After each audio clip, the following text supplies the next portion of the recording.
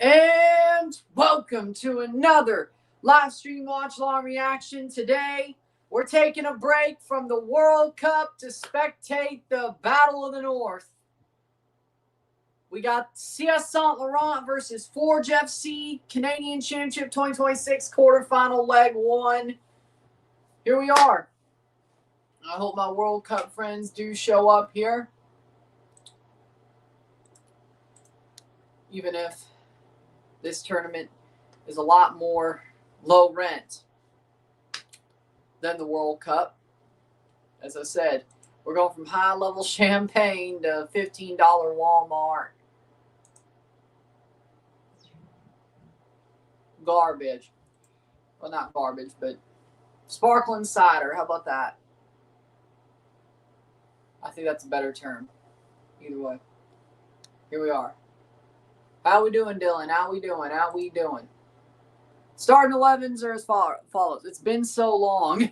It's been less than 24 hours. Unless, maybe either way, maybe it's been longer for you, but for me. In goal, we have Martin Cantona for Saint-Laurent. The back four of Samir Morsley. We have Abdul Muhammad and Bucha. We have Nathan Goulet and Tariq Gamraoui. The midfield four of Cedric Toussaint, Ryan Mla. We have Saad Chouki. We have Zakira Bahous. We have Younes Shiban and Aylan Kanusi for Forge. In goal, we have Dimitri Berteau. The back four of Maxime Bourgeois. We have Daniel Crutzen. Daniel Crutzen as center backs. The Daniel and Daniel connection. Marco Jevramovic, the midfield three of Kyle Becker, Anthony Romatario, and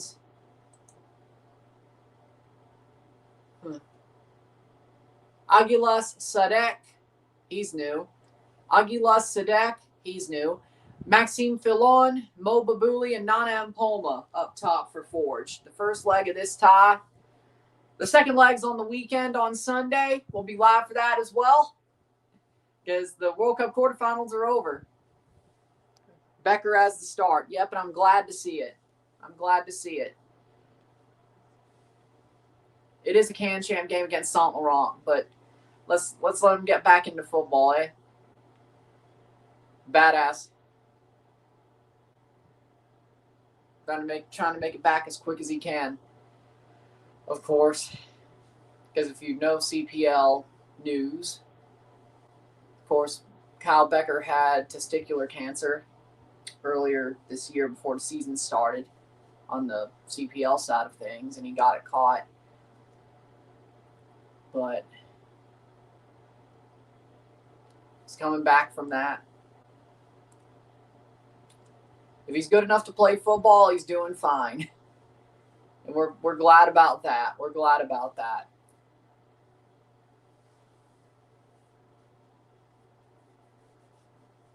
So, how come Forge doesn't have any young stars on their team like Ottawa or York United? Sorry, Inteb Toronto. They got to stop changing the name of the team.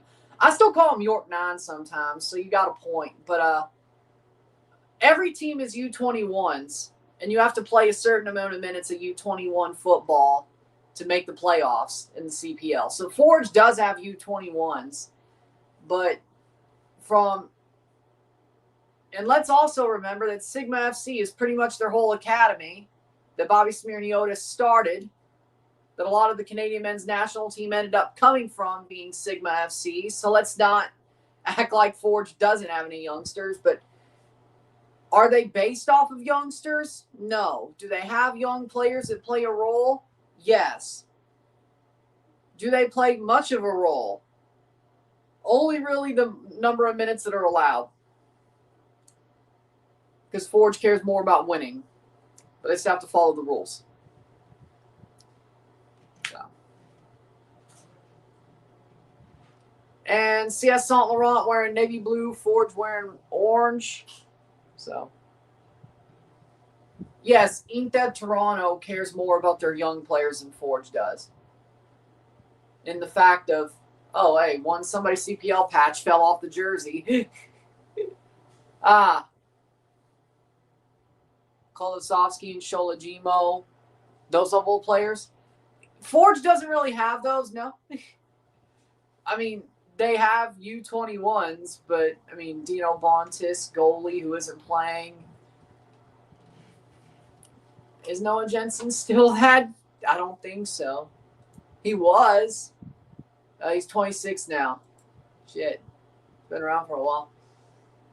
Romatario, 23. Yeah, they care more about winning. You can't even take a day off even when the World Cup's not on today. I mean, I could have, but I'm a Forge fan, so... And I love the Canadian Championship, even if it is sparkling cider compared to high-level champagne. So, do that what you will. I swear to God, if this gets more views than most of my World Cup coverage, I'm gonna flip. Either way, on either end. Also today, we have the World Cup quarterfinal or the round 16 recap and quarterfinal predictions. What I think I'm going to do is make the video for this game itself, make the streams for the World Cup quarters, and then make the recap video and prediction video and then put it up. And then we're here for Morocco tomorrow. So we'll see how that goes. I'll try to give it about a 3-hour window, the Forge game video. I'll try. But we'll see what happens. Start 11. Cantona on goal. The back three, Morsley, Madine, Goulet, and Bucha. Canusi, Chowki, Toussaint, Malag, Gamraoui, Chaban, and Bahus for Saint-Laurent. Making their second ever Canadian Championship appearance. Of course, if you remember, 2 years ago, they made an appearance, played against Toronto FC, and got beat 10-1 on aggregate.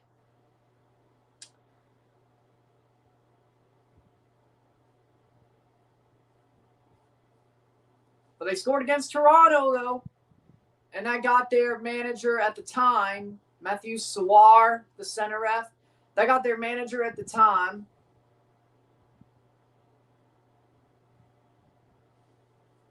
Got moved to Supra. Now coaches Supra in Quebec. That Poku, now he's in Europe.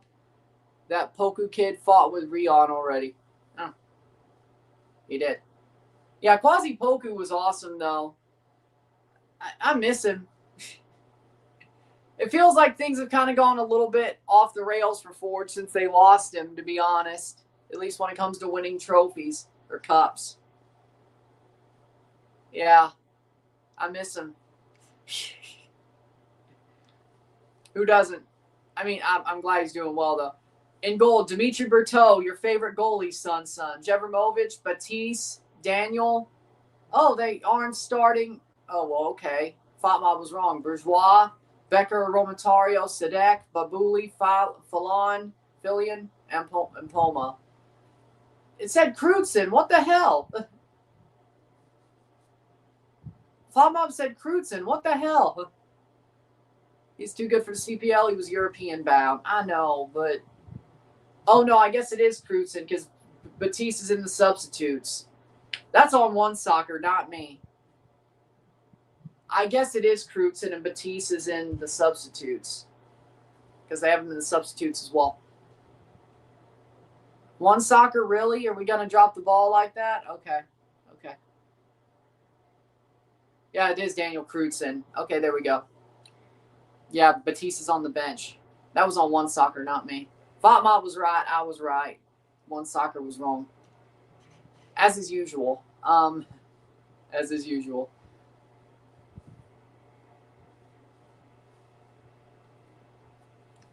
It's on Fox Soccer Plus showing the One Soccer telecast, of course. So, yay. Here we go.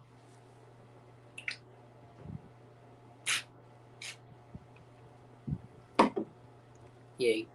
Dimitri should have been at the World Cup. I know. I don't know why he wasn't. I really don't know why he wasn't. And he'd still be back for this game. had he been at the World Cup. But even then, we still have Dino Bontis. So what have been the problem? He was at the AFCON, wasn't he? Berteau was at the AFCON. Why did DR Congo not take him? I still can't understand.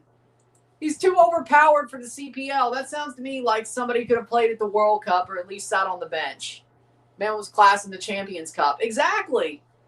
And it's not like he wasn't good against Tigres. He was overpowered against Tigres. And even now, in the CPL, the dude is completely overpowered. He's OP. He's OP. And he didn't go to the World Cup. Either way, we're off. I don't get it. Hell, Dimitri Berteau could play in MLS. Can you do a loan swap deal? As in, like, loan a player to sign another? Like, can you do a swap deal but loan somebody out on one end and then buy the other player? Because I got an idea if that's possible. Loan out Luka Gavrin to buy Dimitri Berteau.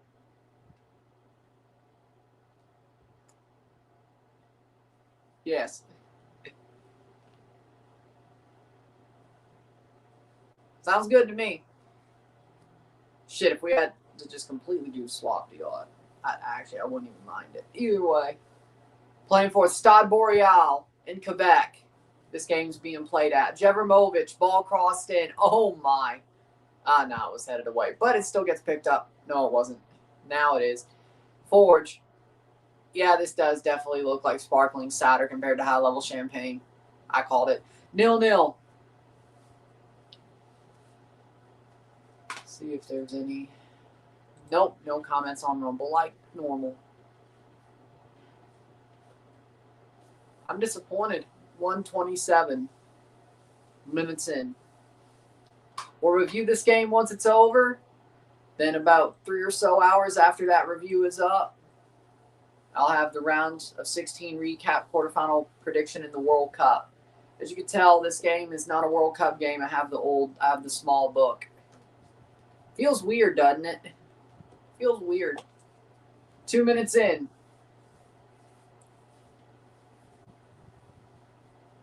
Forge. Nice play, but that'll be... Oh, no, it's not. Forge has it. Into the box. Ball crossed in. Saved. Saved by Saint-Laurent. That is a goal kick. Okay. I guess it got shanked past the post and not even touched. But okay, that's...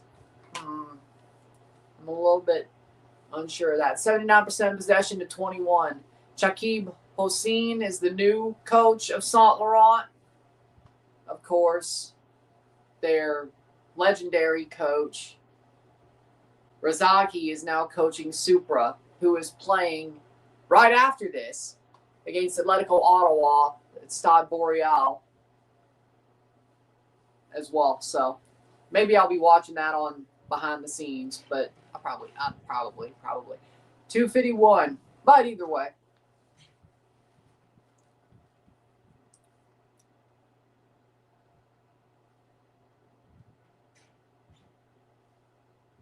Three minutes in. Oh, by the way, no water breaks today. Well, hold on. It is 88 degrees in Quebec, Fahrenheit. Okay, then.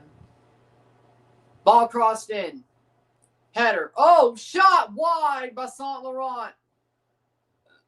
Goal kick for Berteau.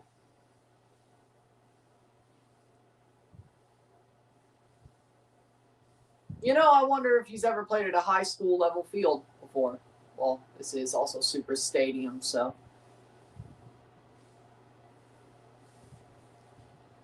There you go. Saint-Laurent don't look too bad, but they don't look as good as they did 2 years ago. By that, I mean, either way, Forge. They still play with no fear, but maybe a little, well, less, not much fear. Not much fear. Playing forward, Forge plays the ball around the back.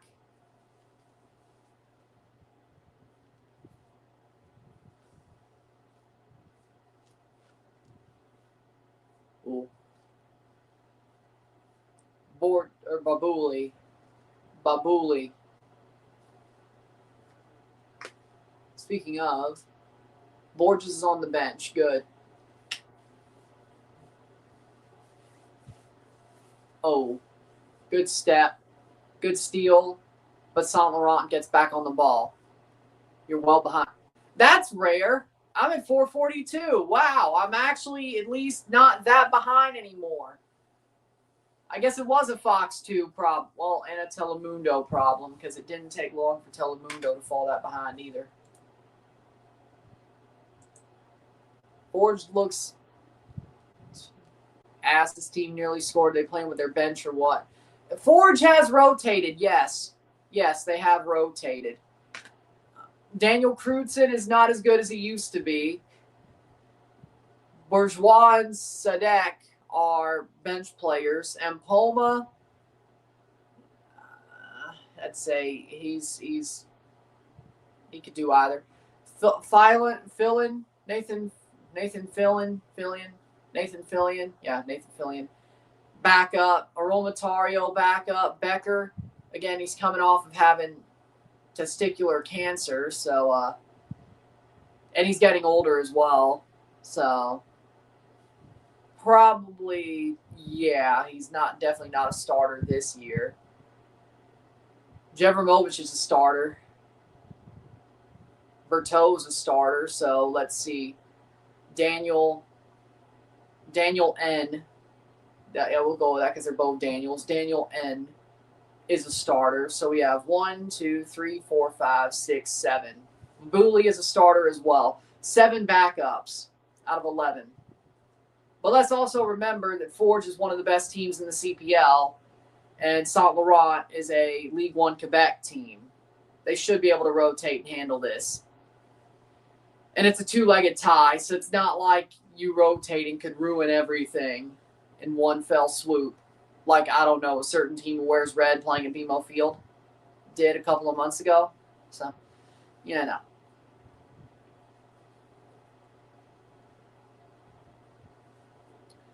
Six, 7 minutes in.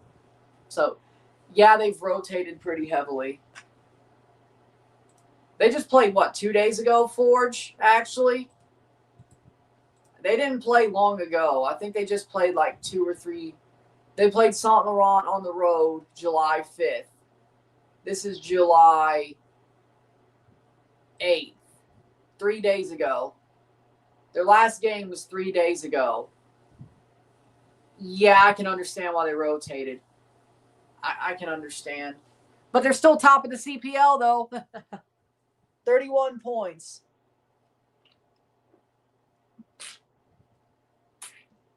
$20 goals for, 7 goals against. Calvary still has less somehow, though. But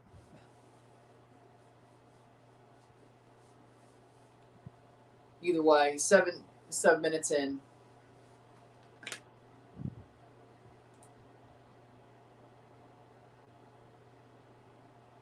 Oh, Calvary does have one less game played, though. 8 minutes in the CPL. Next week is the CPL is back because they're playing Can Champ games this week. Forge versus Pacific is Forge's game. Yeah, Pacific is garbage. They should win that. And they're at home, so yeah, they'll be fine there. They'll be fine. Playing forward.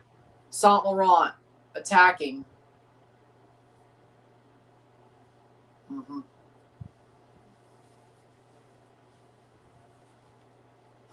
9 minutes in. Bad giveaway. Saint-Laurent has the ball, but it's going to be cleared.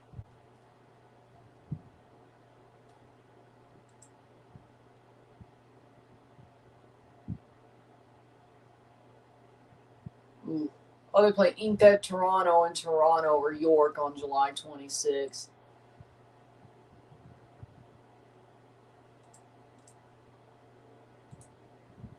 Sunday, October 25th is the final day of the regular season in the CPL. Okay.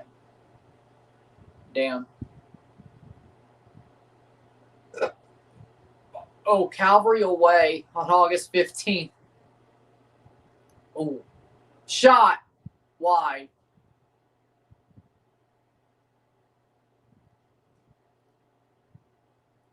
They have 2.6 points per game this year.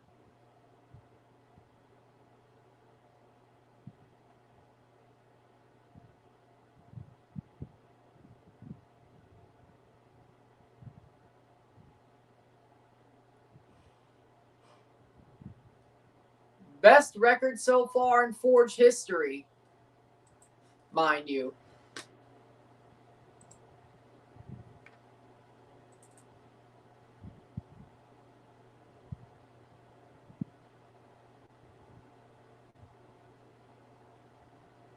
Ten minutes in, 0-0.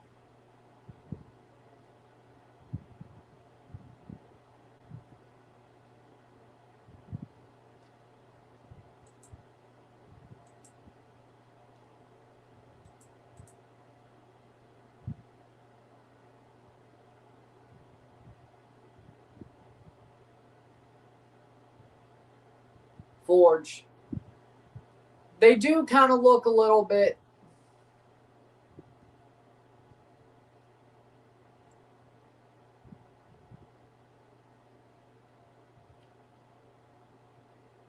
Yeah, they definitely rotated a bit heavy, but I understand why they did it. They should be able to handle this if this is their best season so far.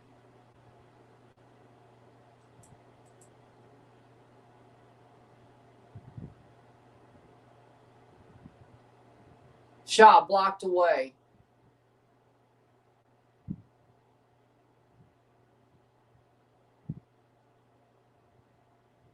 Corner.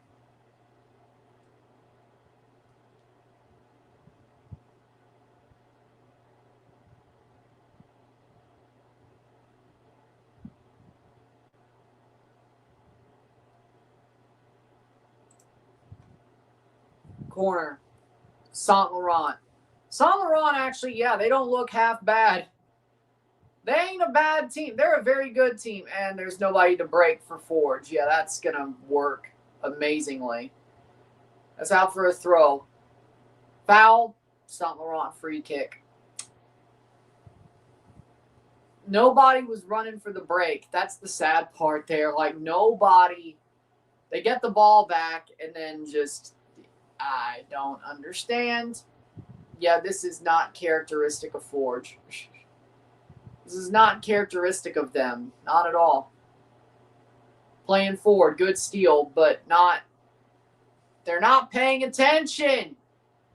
Their concentration is not there. Does not seem to be there at all. Real Forge would have made sure that ball that was basically loose, they would have picked it up and just scored it. I mean, man, you know what? You have a point. You have an absolute point. You have an absolute point. I can't even complain. You're right.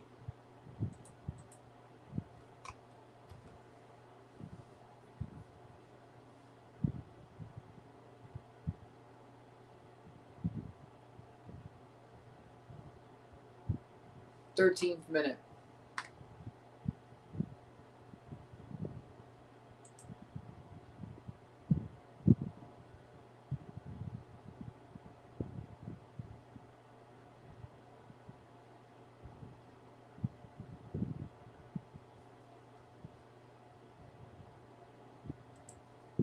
Thirteenth minute.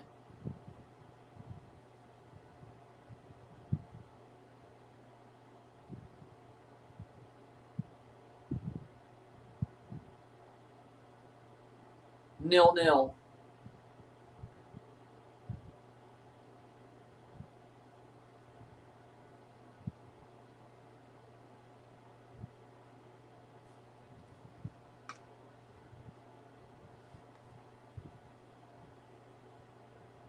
Oh, this is kind of, oh, by the way,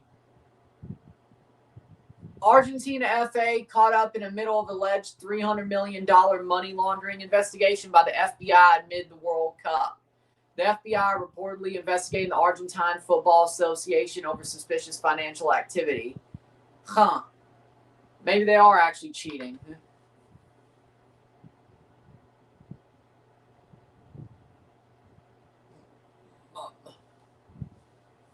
Melee wants somebody out of the Federation, doesn't he?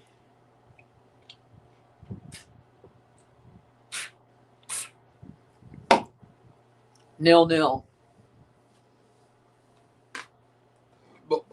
0-0. 0-0.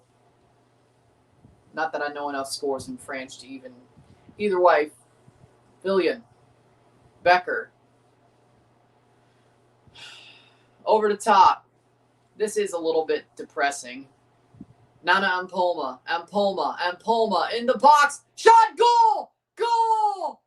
Goal! Nana Ampoma scores for Forge. 1-0. What a curler. How we doing, Nestor? Nana Ampoma scores for Forge. 0-1. And they lead. Finally.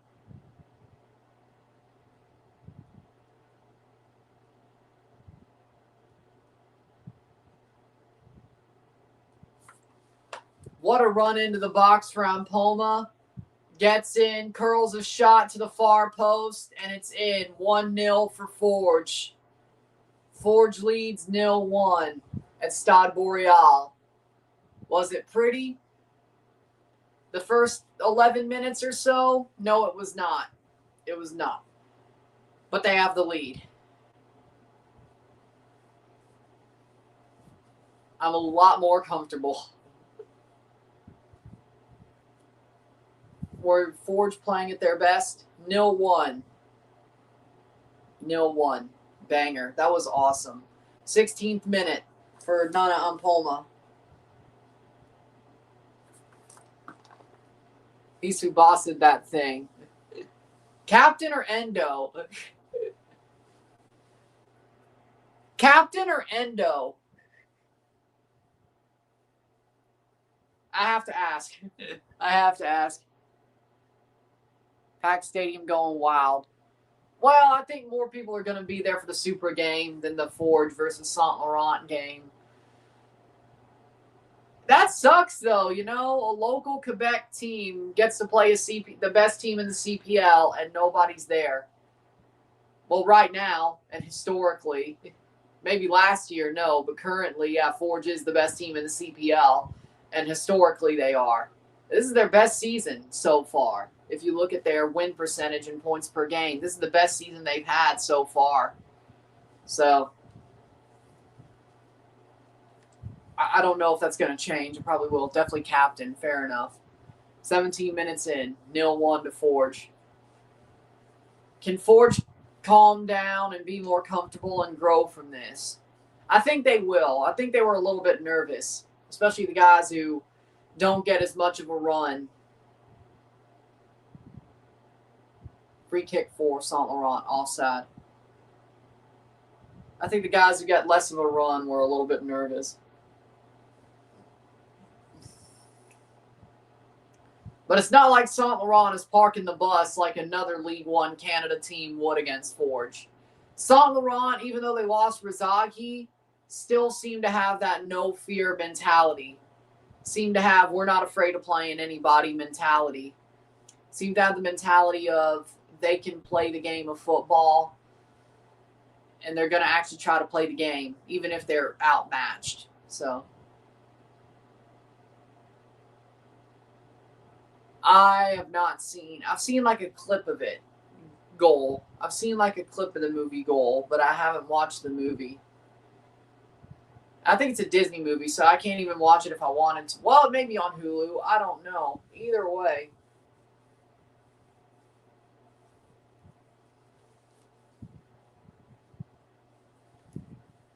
But either way.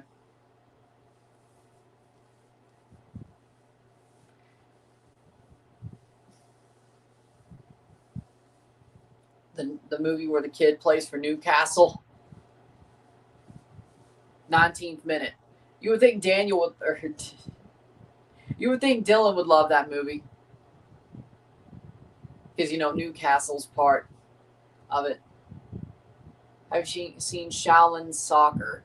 No, I have not. 19th minute.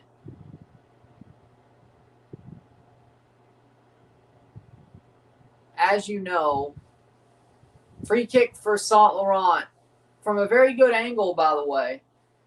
This is, let's see if they score it. Oh, so you've seen it, okay. I live under a rock, and I watch what I love watching.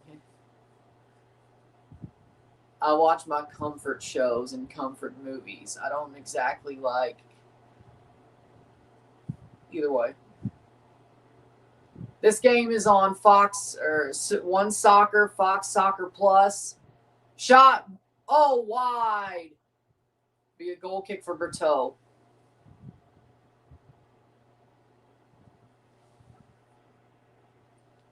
I know they're old movies. I don't even know where to stream them if I wanted to watch them, but either way, I'm a very busy man.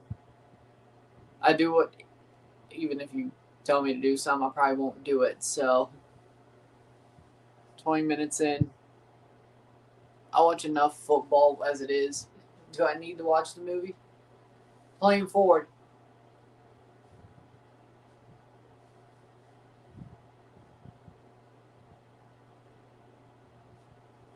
But you watch Twilight for the 500 millionth time? Yeah, and what of it? You watch Twilight for the 500 millionth time? Yeah, and what of it? What of it? What of it? We do not care what you did, Carlisle. We do not care what you did, Carlisle.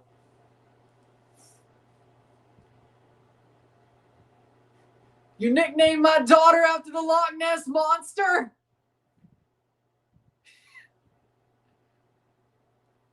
"22 minutes.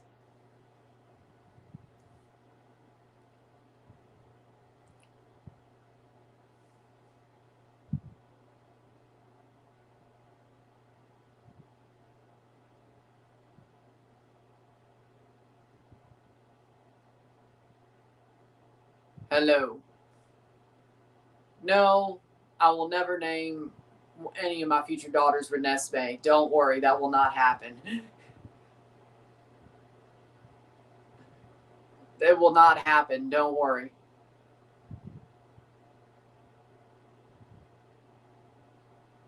Or anything from Twilight.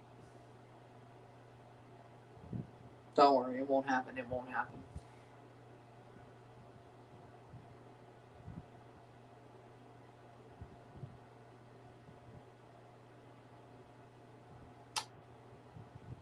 And I won't name one of my future sons Edward. Don't worry, it won't happen. It won't happen. It won't happen.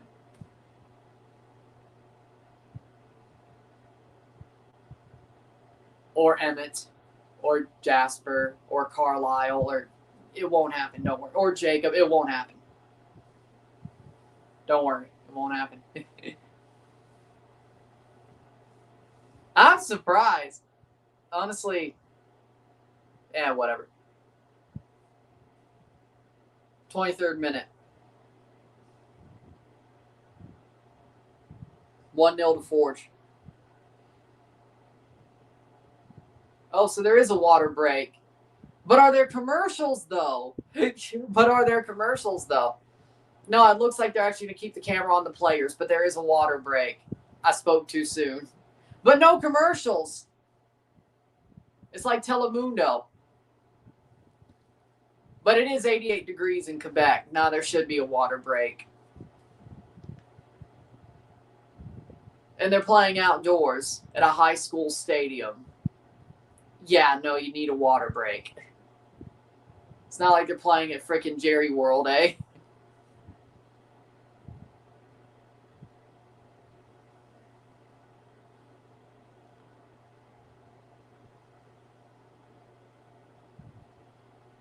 I'm just glad there's no commercials.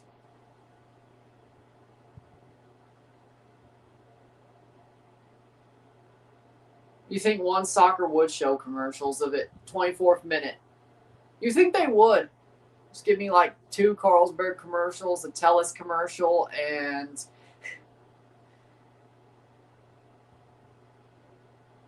What? That, what, Richie Larea commercial? Doesn't he? Yeah.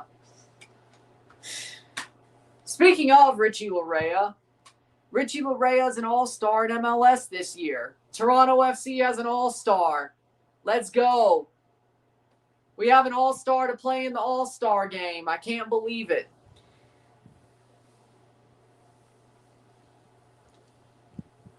I think Raheem was getting some really good votes, though, so it sucks for him that he didn't make the roster, like, during the voting process. But, you know, either way. 25th minute.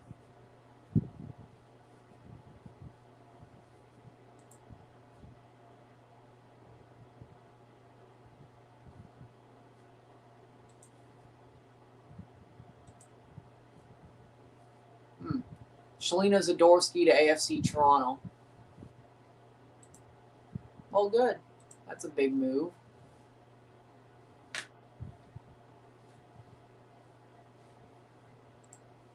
He so deserved it. I do. I'm just surprised they gave it to him. We have an all-star. Hey, Richie deserves it, at least MLS-wise. Yeah. I'm just surprised he got it. But we'll get to see Richie Larea play at the All-Star game. It's been so long. Well, we've only had, one All-Star in, 5 years. Since the All-Star game came back, we've only had, one All-Star. Albeit it was Federico Bernardeschi, but, deserved in 2024. Albeit deserved. But we've only had one, well, now two. But ever since the All-Star game started being played again since COVID, we've only had one All-Star, now two. Which, honestly, the way we've played, we kind of deserve that. But, Forge, chance. Oh, what a play. Saved by the goalie to keep that from being 2-0. Forge had him dead to rights and couldn't score there. Good steal. Crossed it right to the goalie and the defender instead of Babuli. And then, well, there you go. 27th minute. But yes, no, Richie does deserve it. I think for all the stuff he's done in MLS, he deserves to be at the All-Star game at least once. So I'm glad. Of course, there were no All-Star. Toronto's last really good season was 2020, and there was no All-Star game because COVID was a thing. 2021, the All-Star game comes back, and we didn't have any All-Stars. 22, we didn't have any All-Stars. 23, which is probably our best season of all these seasons. Wait, no, 24 was. My bad. Herdman came in 23. We had no All-Stars. 24, we had Bernardeschi. 25, we had nobody. Now we have Larea. But at least we have an All-Star. People were voting good for. Be careful with Chicago this year. They're building a great team with Chris Brady's goalkeeper, now Lewandowski. All they need now is a great midfielder.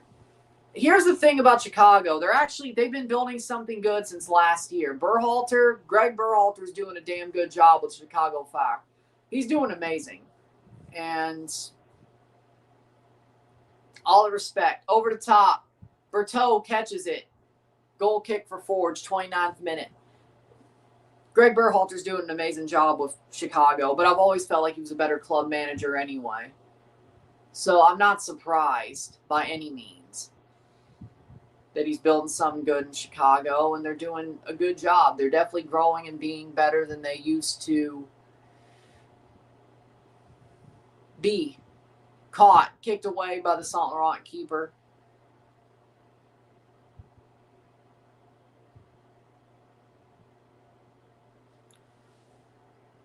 So, there you go. Lol, how we doing, Rory? Playing forward. 0-1 for Forge. Oh. Just pulled him away. That's out for a throw-in.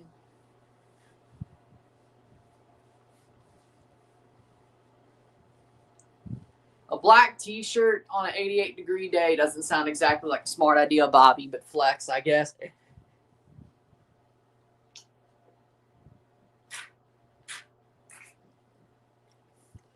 Free kick for Saint-Laurent. Chicago Fire game I respect as a soccer city. I mean, Chicago's always been a good soccer city. It's that the franchise has been asked for God knows how long.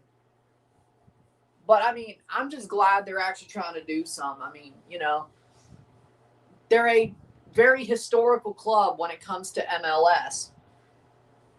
I think they need to be good. I think it's better when Chicago's good. 30th minute. The more legacy teams that are good, the better, I think. But,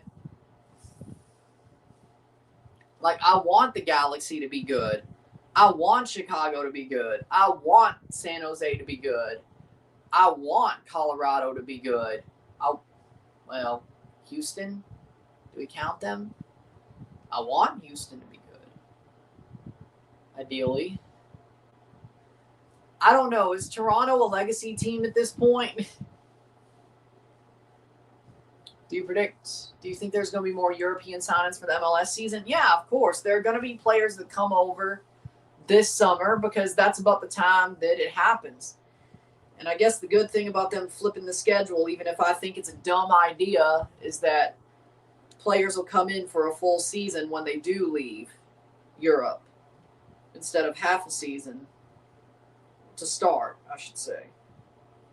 I can't complain about it, but that's like the one positive.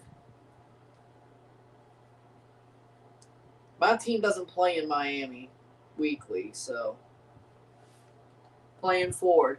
Ford gets the ball to clear it away. My team doesn't play in Miami weekly, so it gets players that deserve to be sold a full season in Europe, and it gets players that need to come over here a full season. Maybe, but player goes down, and somehow, thank God there's no VAR, because I think that might have been. Oh, no, that was just a dive. What do you mean? He just went and straight up dived. No touch from anybody. Number 16, Saint-Laurent, who are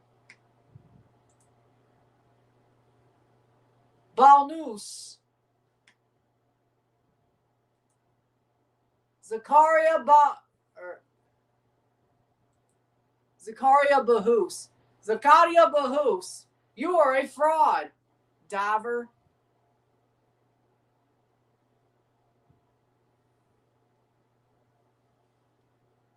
Absolute shambles. Of course, I'm from Houston. We're the two-time champions. I'm starting to see a little jealousy. How long ago were those championships? Oh, yeah, D-Row won both of those championships. Dwayne De Rosario was on the team when you won those two championships, okay? It's been a long time. A very long time. You are a legacy team. Y'all are not the shiny new toy of MLS. And I'm not trying to insult you by calling you a legacy team. That is what you are. MLS probably looks at you as a team that's like, oh, you're not a shiny new toy. We don't care about you. It's not a me thing. It's a Don Garber thing. You want to be pissed at me, take it up with that bald jackass.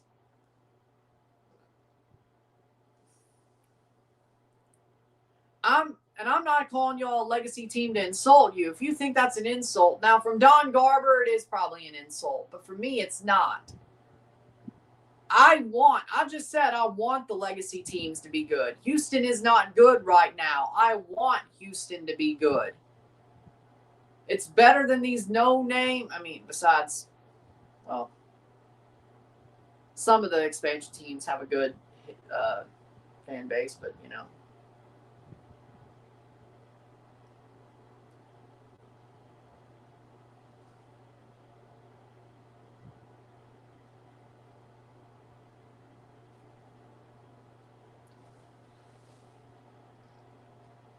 What, Coco Carrasquilla, Panama, best player in their history?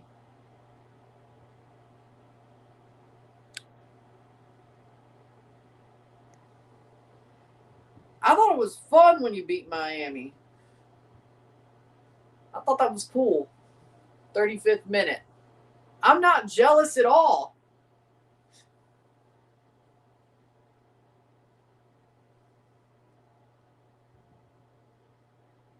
What part of I wish y'all were good don't you understand? If I was jealous of y'all, and the Open Cup doesn't mean anything compared to other trophies, but hey, at least you beat Miami for the Open Cup, which was kind of hilarious. Either way.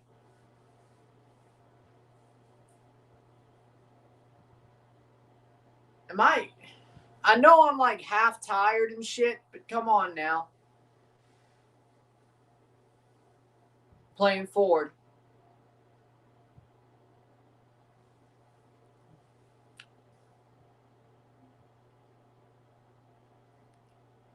And pay to play.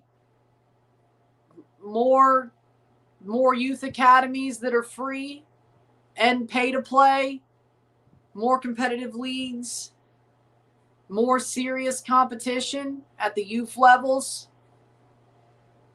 More investment in the game. Better pitches. Better opportunities for low-income families, because the best players always, if you look at Messi, low-income family. Di Maria. The best players are normally not players that come from a silver spoon in their mouth.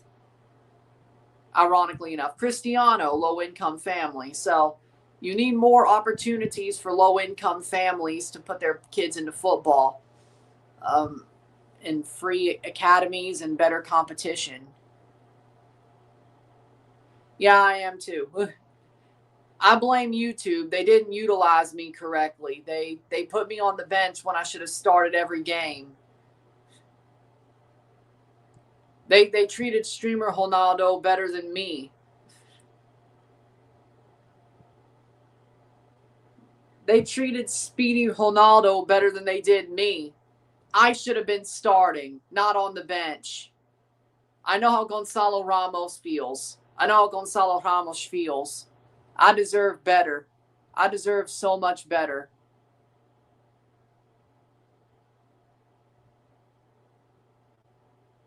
Well, here's the thing about Houston. They were the San Jose Earthquakes. They moved to Houston. San Jose got their team back. Like, you're kind of splitting hairs. Like, Real Salt Lake wasn't here the whole MLS. Houston's been here longer than a lot of the expansion teams, but they weren't here since 1996. Technically, they weren't in Houston since 96, but the San Jose Clash are the Dynamo. Earthquakes or the Earthquakes.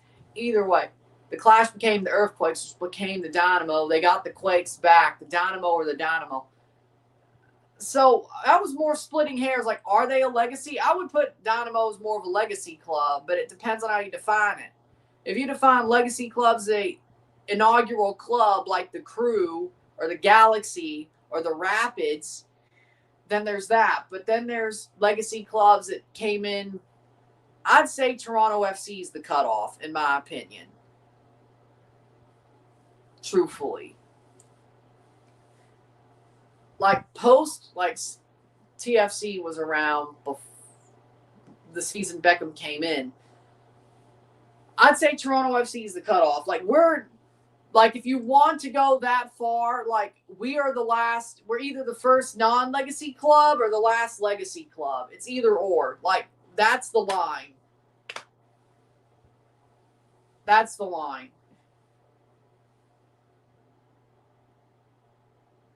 If a club's younger than 20 years old, I fail to call them a legacy club.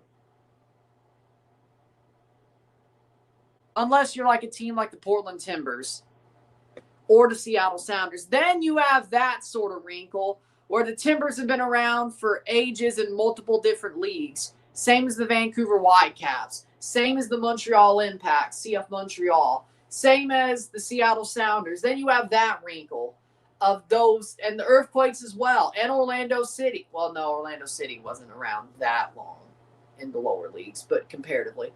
But even then, they have a lower league pass. Cincinnati has a lower league pass, but not to the same extent of the Timbers and the Sounders and the Whitecaps and CF Montreal and the Earthquakes. So then you have that wrinkle of legacy teams. So is Seattle a legacy team or are they an expansion team? Like, then you have that sort of argument. Then, like, MLS-wise, yeah, expansion. But if you have their whole history, legacy. So that's even harder of a discussion. So is Toronto truly the cutoff anyway? I'm not. So it would also help if we had a better region. This was the best chance to get a CONCACAF team in the quarterfinals, and we failed that at home. I mean, I agree. I honestly am starting to agree with the people who say CONMEBOL and CONCACAF should merge completely. I'm starting to agree. You know, and I think, or at least merge the competitions. If we kept our World Cup qualifying separate, fine. But if we merge Copa America and get rid of the Gold Cup, or use the Gold Cup to qualify to Copa America, if we do a CONMEBOL CONCACAF Nations League, if we bring teams into Libertadores, whether we keep Champions Cup or not, maybe for Club World Cup specifications, we will keep the Champions Cup. But I would assume. But either way, you know, men's and women's competitions, maybe we should merge as much as we can with CONMEBOL to an extent. Not completely, but as much as we can. Club and country, because we need those types of matches.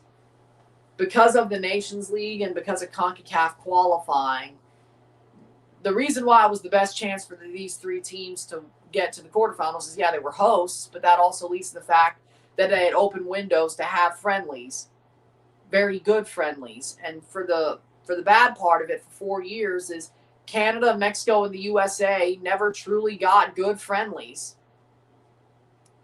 And when Mexico started getting good friendlies, that's when they stopped playing Moleros. But Mexico played Moleros for like 3 years against teams that I wouldn't say were really worth it.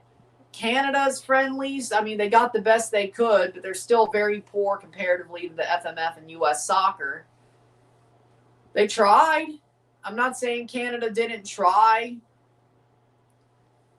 But then again, when we were on the 4-year cycle to the World Cup 2026, Herdman walked away, so we had an interim manager. We got bodied by Japan in Japan when we had drew them the year before, right before the World Cup, which that was awesome to watch them draw Japan.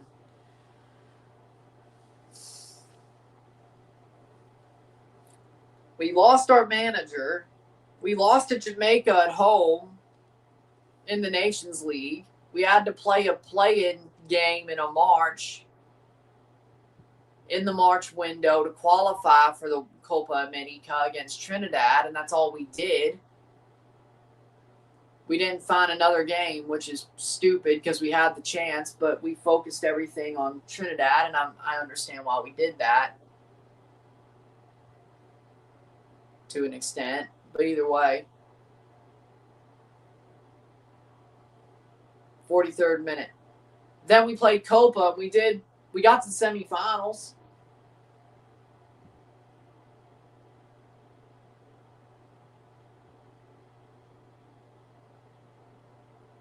Our friendlies in 25 and 26. Oh, also Copa or Gold Cup as well. So again, I don't think the friendlies list was as good as it should have been either when we had our opportunity.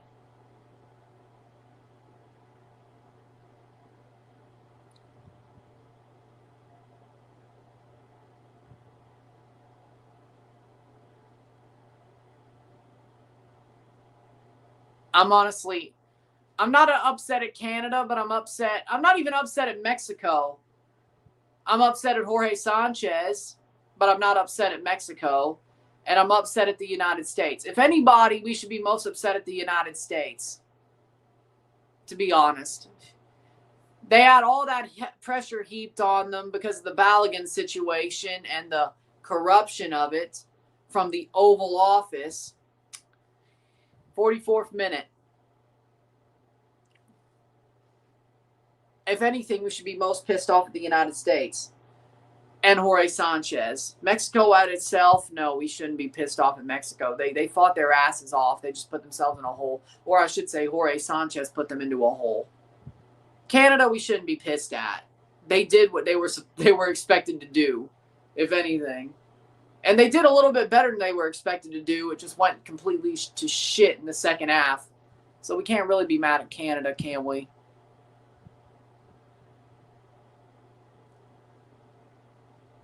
Fair enough. Or at least making America's Nations League. Yeah, it doesn't, but, well, it does. Money! Oh, well, it does, actually. It makes them a lot more money. 45th minute, 2 minutes of stoppage time. It makes them a lot more money than they already make, so it does help them. Maybe not competitively, but it does line their pockets. So that matters a lot. Why do you think they want to hold Copa America in the United States again in 3 years or 2 years? Why do you think they do? Money, exactly. And they ran the last one, and they're going to run this one. Shot, save. They didn't run Centenario, but that made a lot of money too. I agree. We need Africa or Asia to join Copa America after, at least then. Hey, give me Japan and Morocco then. Or Algeria. Or Egypt. I mean, they cared a lot more.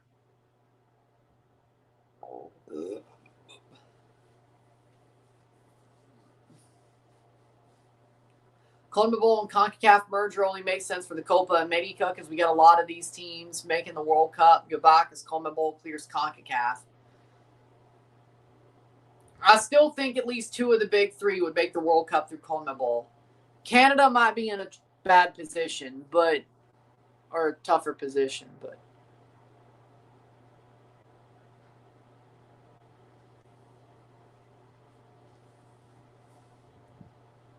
I mean, Canada should have done better, though.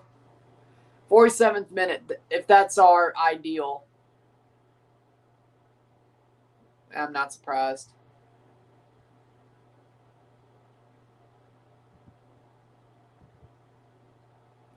I think eventually the emerging competition or qualifiers are hosting Copa America more consistent in North America, and a lot of South American countries are playing friendlies there now, too.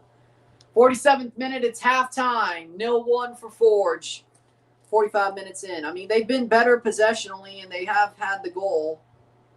But Saint-Laurent's definitely made this a lot tougher than you would think if you don't know who the hell Saint-Laurent is. I'm not surprised. I kind of am a little bit, considering I didn't know if they'd be the same with their new manager, but they are. It helps CONMEBOL a lot. They need the competition and money. Besides Argentina, the other 9 already showed they're at CONCACAF level. Exactly. So I don't think, when you put it like that, besides Colombia, I don't think the big 3 are in much trouble comparatively, or at least the U.S. and Mexico. Canada might be in a little bit more of a precarious position, but I think we can handle ourselves, especially if we actually start finishing. I think we can handle ourselves. Not Bolivia. Not in Bolivia. If we go to Bolivia, we're going to lose, but everybody does. I can't even get mad at that because it's a war crime to play at El Alto. It is a war crime. Brazil and Colombia struggling against Norway and Switzerland was shocking.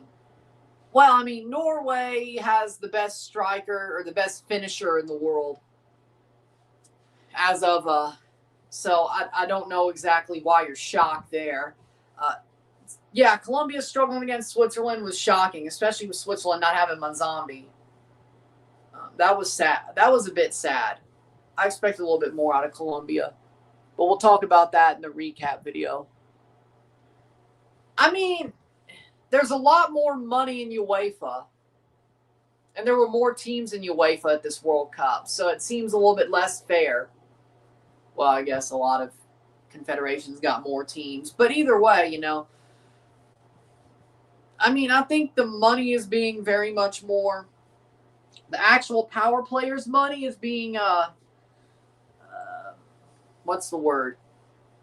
Concentrated more in UEFA, and I think that's the thing. I think that's where we are now, is the money's being concentrated more in UEFA. So probably.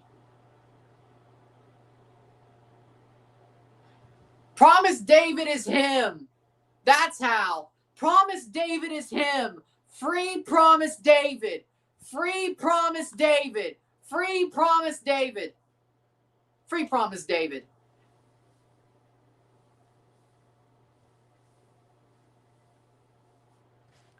Promise David is him.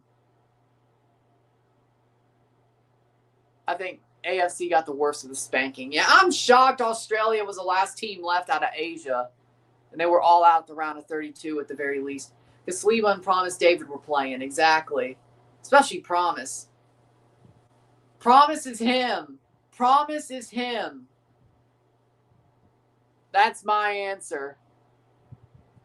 We'll take a short break, talk about the stats of the half, get this one going, sit tight, 0-1 to Forge. 45 more minutes.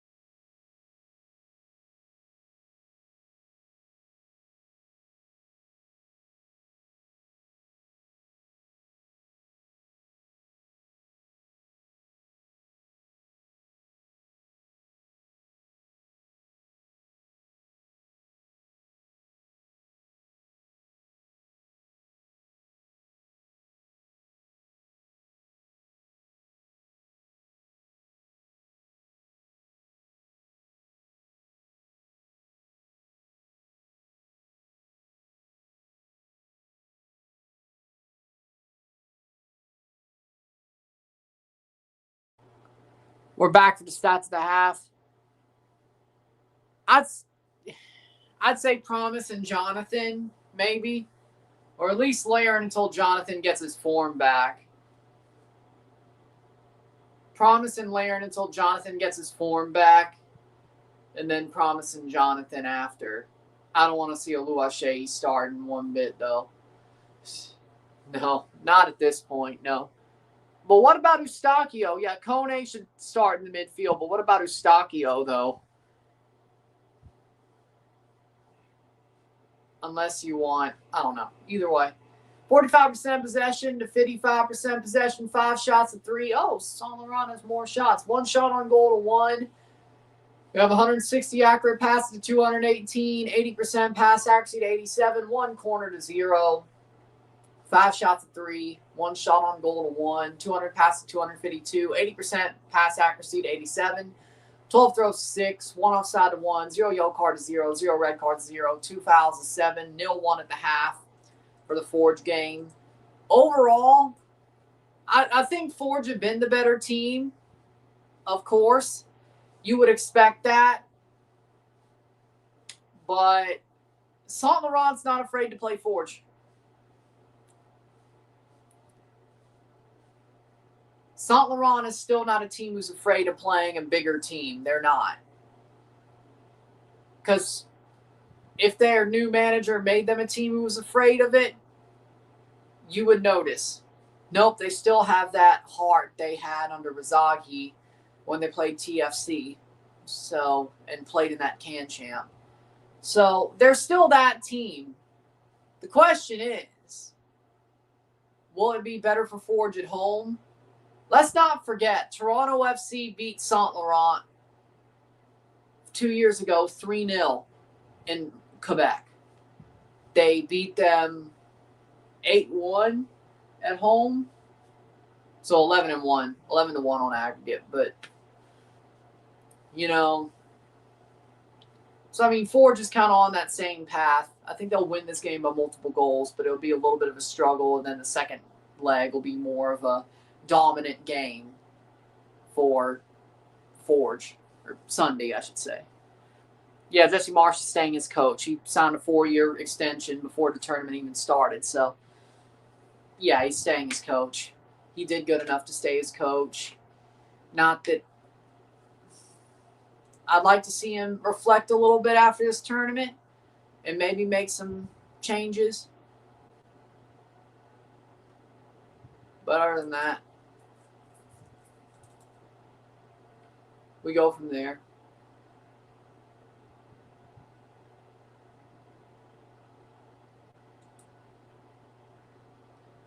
And Kazuma Okamoto just hit a grand slam for the Toronto Blue Jays.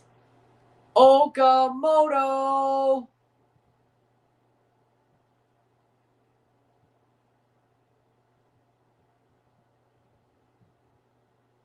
First career grand slam for Kazuma Okamoto. Let's go. Okamoto.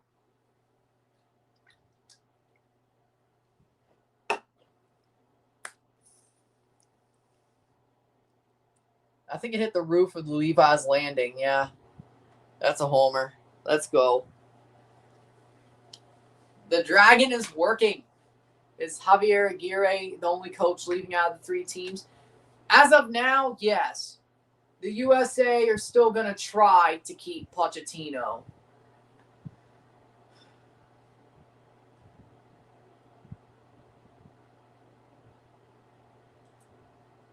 They're going to try to keep Pochettino.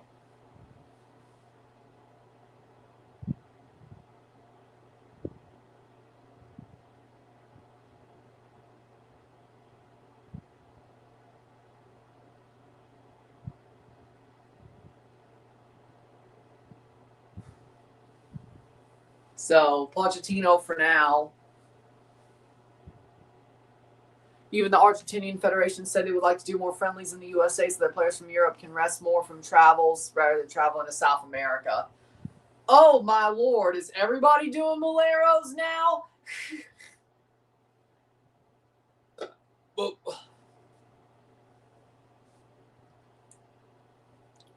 Here we go. More Moleros. People are going to be as pissed at them as the Mexicans are pissed at. USA needs to sack him if they get grouped again in Copa America. Well, here's the thing. Pochettino wouldn't get grouped at Copa America. I don't think. They played well at the World Cup. What do you mean, grouped? Like, that would be, yeah, you're right. It'd be a disaster. If Pochettino got grouped at the Copa America, if he stayed, yeah, he should get sacked. That is a disaster. I'm not surprised if Berhalter did. I mean, I wasn't surprised if Berhalter did. I never had a high respect for Berhalter as a national team coach.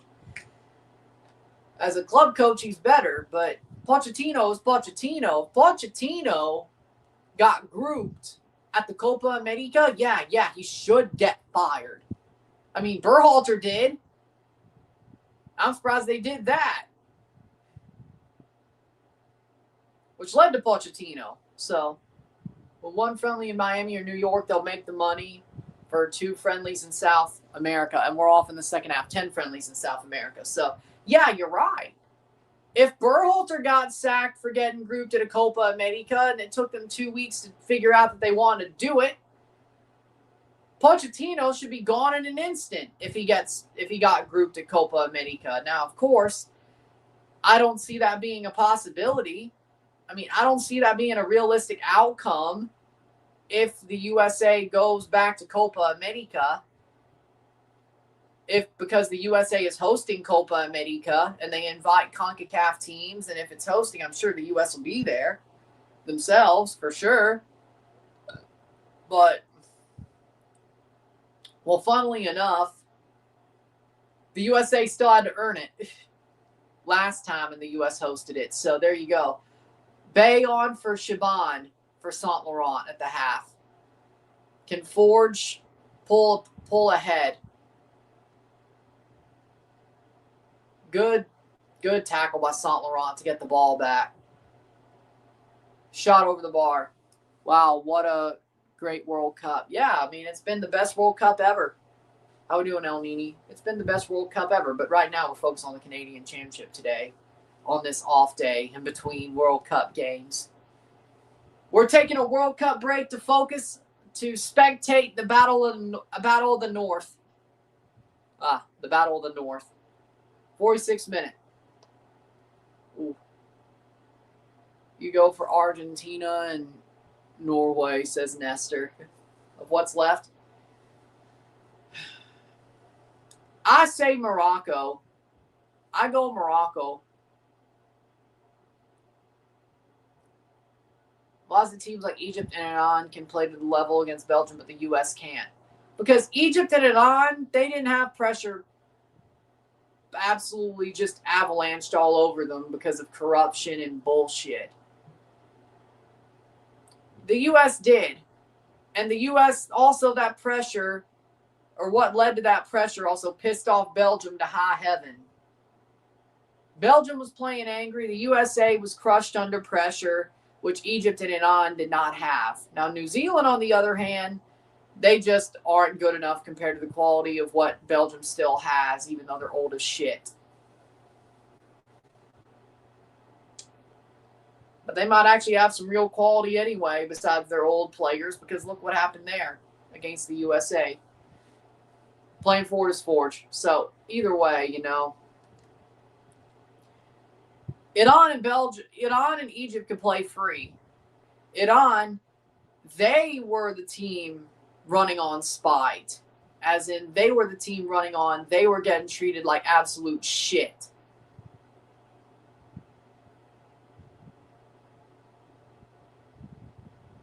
By the USA. So, speaking of angry teams, but either way, 1-0 to Forge. 1-0 to Forge, 49th minute. Nana Ampoma scored in the 16th minute, my bad. The 16th minute. 16th minute.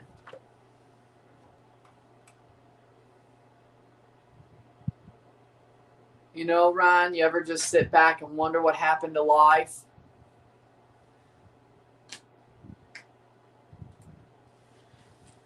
everything was sunshine and rainbows. We grew up. That's what happened. We became adults. That's what happened to life. We became adults. Now, did the real face of what the government stands for be revealed as we got to adulthood? Yes. Did the elites become eviler and eviler and it became more obvious as we came to adulthood? Yes. But we grew up. That's the main thing, is we grew up. We're not kids anymore. We have to be, being a football streaming commentator YouTuber isn't serious compared to other things, but we have to be serious. And like, I still try to hold on to things that comforted me as a kid. I do. That's probably the neurodivergence and the tinge of the autism and all that. But I know I'm an adult. I know that I'm closer to 30 than I am my teenage years. I know that at some point, sooner rather than later, I have to get married and have kids. And I'm closer to that than I'm not, And life got serious, and that's what happened. We're not kids anymore. I'm 26. The next time there's a Men's World Cup, I will be 30. And there's definitely a chance, a non-zero chance, like it's more than a slight chance. And I'm married and, well, I don't know, having kids is probably still lower than just getting married. But I would assume right by the next World Cup that at the very least I'd be engaged to somebody by the next time there's a Men's World Cup. Gray hairs, hopefully not, but we're not kids anymore. That's what happened. And yeah, the mask of the world did drop. The elites got very much more evil. The deep state got very much more evil as we got to become adults. The government got much more evil as we became adults. It's not like George Bush was the evil son of a bitch, but at least he was funny. But he hid his evilness. Or if evil shit happened, he blamed it on Dick Cheney, Stephen Harper was an incompetent, evil son of a bitch, but at least he was folksy, It's different.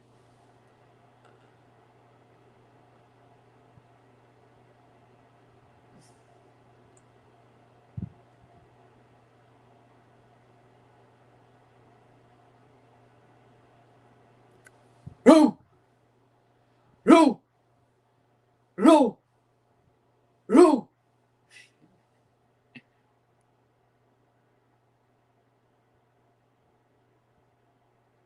Yeah, that's the only thing. It is serious. Football brings joy and hope. Yeah, but I don't have a freaking corporate job. That's not what I mean. Like, I'm a streamer. Like that, like, it's a serious job, but it's not an adult, like, I don't know how to put it. Like, I can easier, like, I think what I'm trying to say is that I can much easier still relate to my comfort of what I grew up with. Like, I can still sort of maybe compartmentalize. Like, I'm an adult, yeah, but, like, I don't live a life where it's completely, how do I put this? That I don't have to be completely cognizant of that fact. That I'm not a corporate stooge. I do things as to where I can still carry my youthfulness, even though I'm going to be 30 in 3.5 years,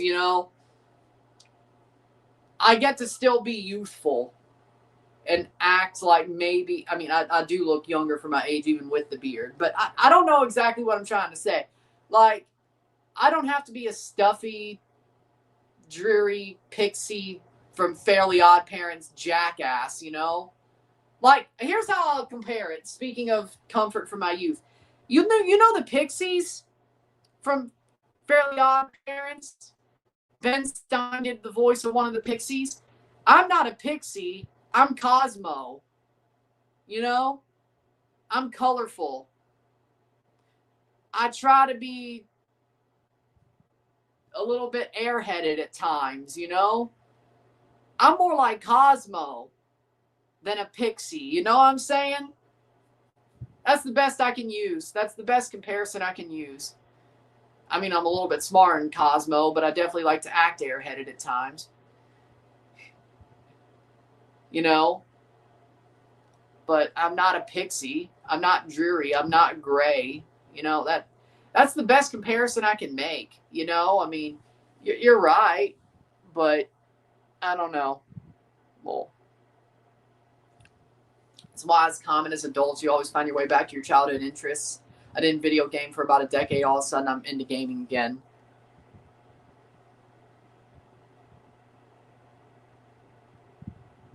Because you miss it. Maybe. 0-1 to Forge. I think that's possible, but it will be in CONCACAF, I have a feeling. I agree. Shot! Goal! Saint-Laurent ties the game! Oh my word!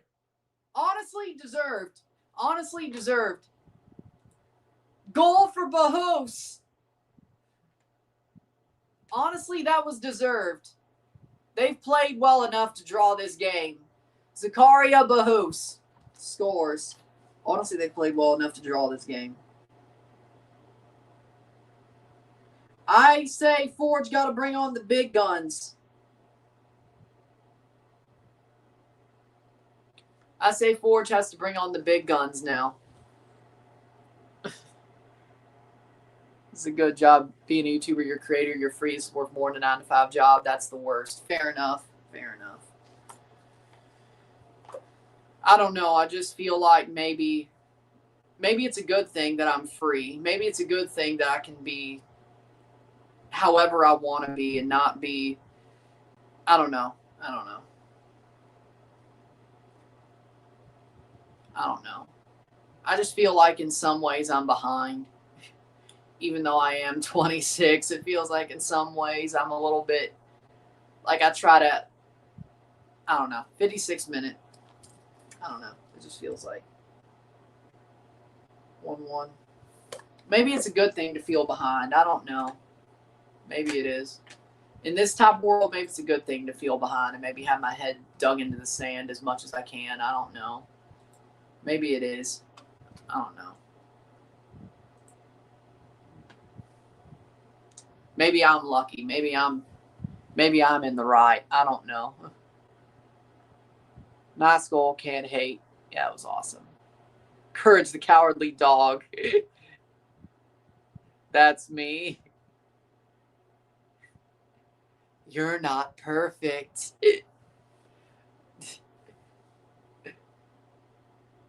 You know, the blue alien, like the dream sequence on the final episode. That's what I'm referencing. If you're not perfect. With like the hammer hand and the giant freaking antenna or whatever, like that blue alien. Yeah. Now the Colombia's gone. Vamos, Spain, and Norway. That was an amazing goal. Yeah, Aztecas where they should be. Now, I wonder what Cruz Azul's going to do is my question. Are they going to go back to Estadio Azul or are they just going to go back? I don't know what they're going to do. 57th minute. Like, do they want to be at Estadio Azul or are they going to go back to the Azteca? I don't know what they're going to do. I'm wondering what they will do. Society always pushes narratives. You're supposed to have this by 25, this by 30, married by this age. Just let me do me. I mean, yeah, that's true. But I think sometimes people don't want the things that are pushed. Tabion for Canusi for Saint-Laurent. I think some people want the things that are pushed and some things don't. Like, I would prefer, I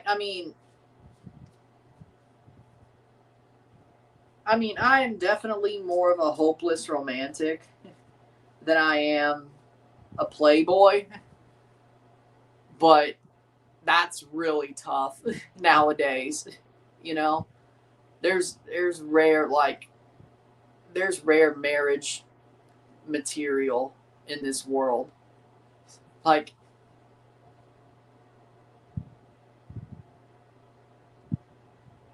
and that's the sad part, is like, if you want to be married, it's hard to find somebody actually worth marrying in this day and age. So you might as well be a playboy.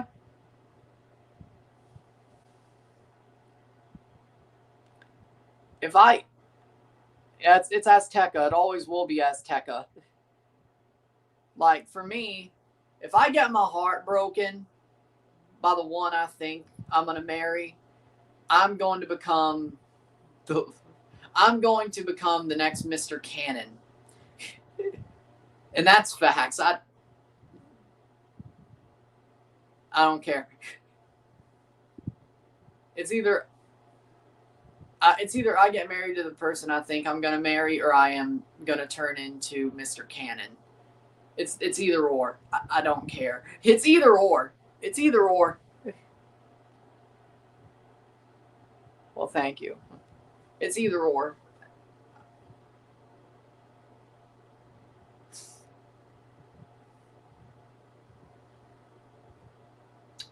It's either or.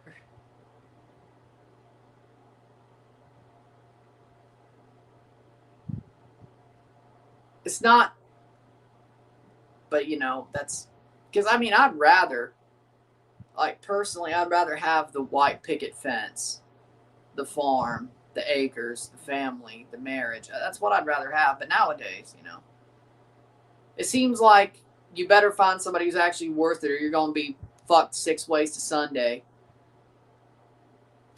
So.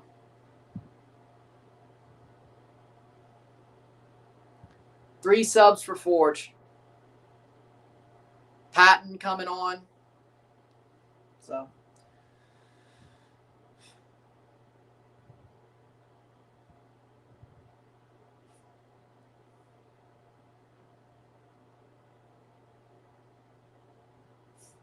Ketakun is on for Forge.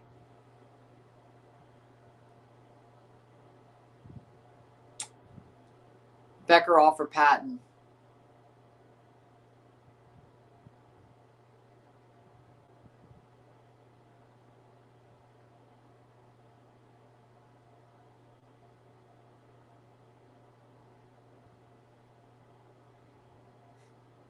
Three subs for Forge.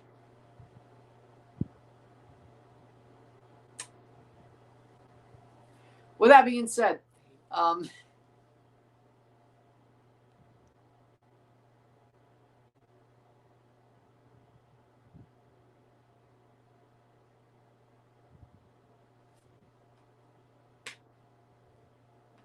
what part of if I get heartbroken don't you get?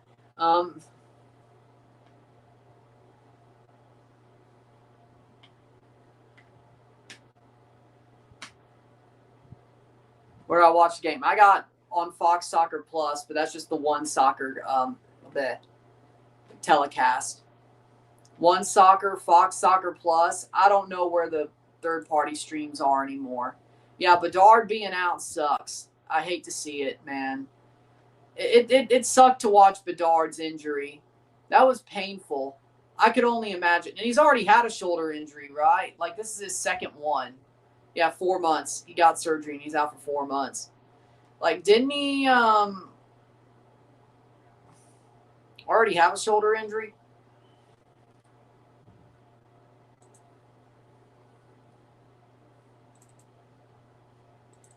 Okamoto Grand Slam. That was earlier.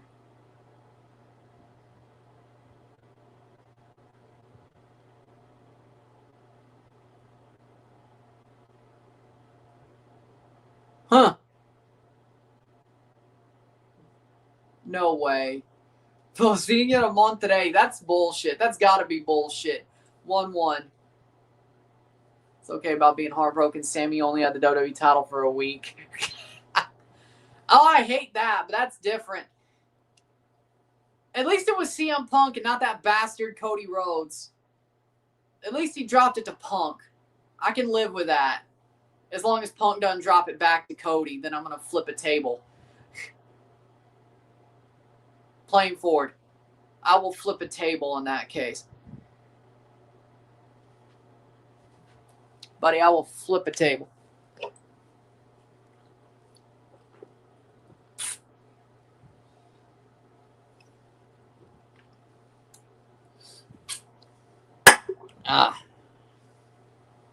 I will flip a table.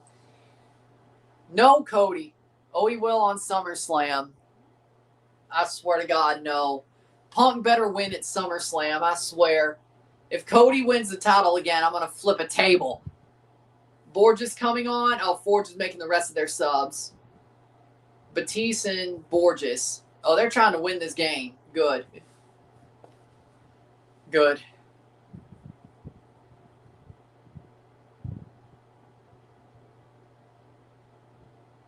Water break. Saint-Laurent honestly deserves to be drawn right now, though.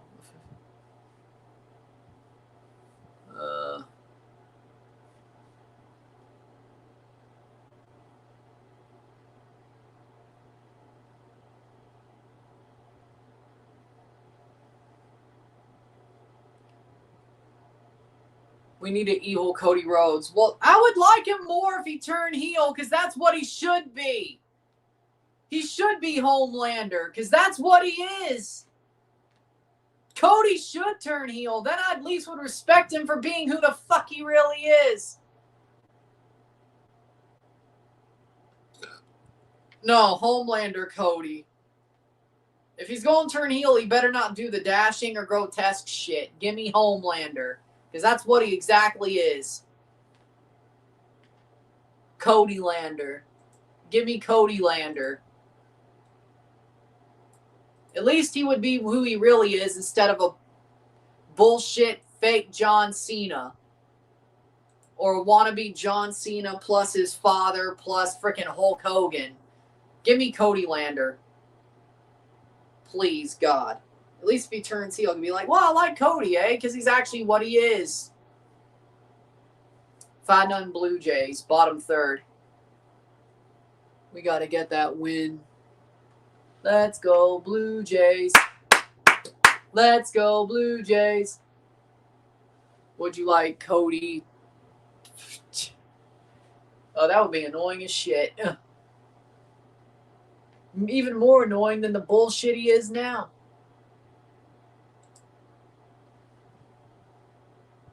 Would you like Cody but acts like Pacharo, gaslighter? No, that's even worse than what he is now.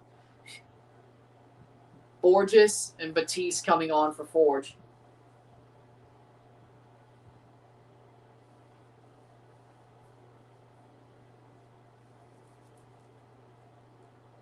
Batiste.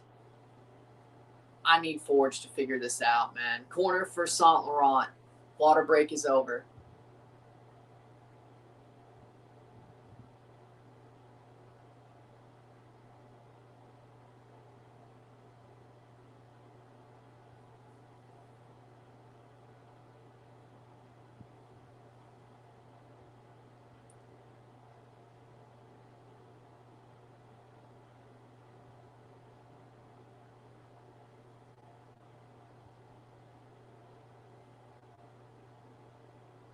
Sadek off for Borges. 1-1.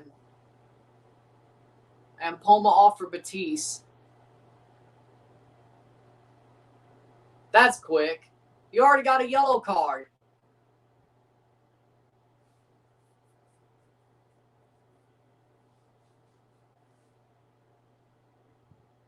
I ran a guy over. Why do I feel like Canada has the same weather as England? It does not. It does not. England doesn't get snowy in the winter, and it doesn't normally get that hot compared to Canada can. It's 88 degrees in Quebec right now, Fahrenheit. I don't know what that is. I don't have the time to convert that to Celsius. I'm not good at math. Somebody can say what it is in Celsius.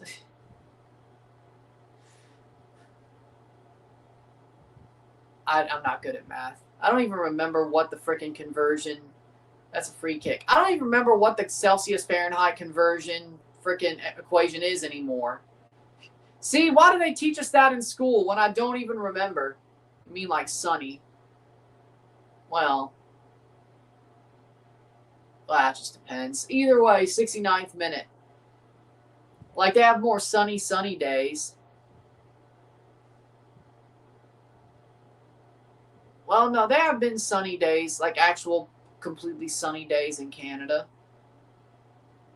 Like, they're not always partly cloudy at best.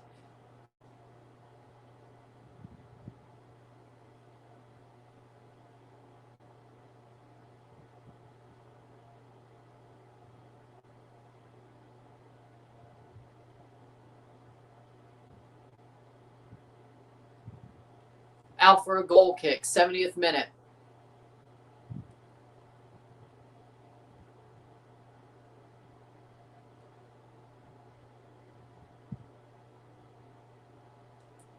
Playing forward.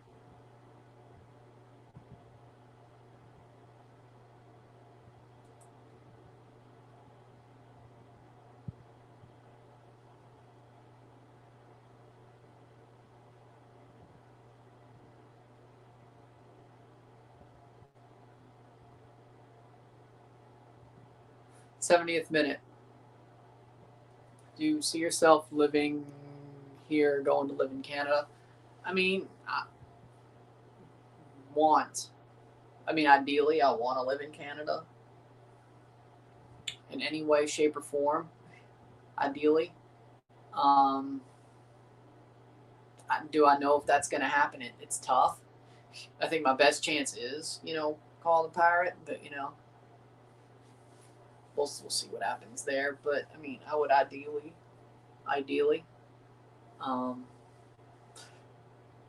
preferably Ontario, but I'd accept Alberta.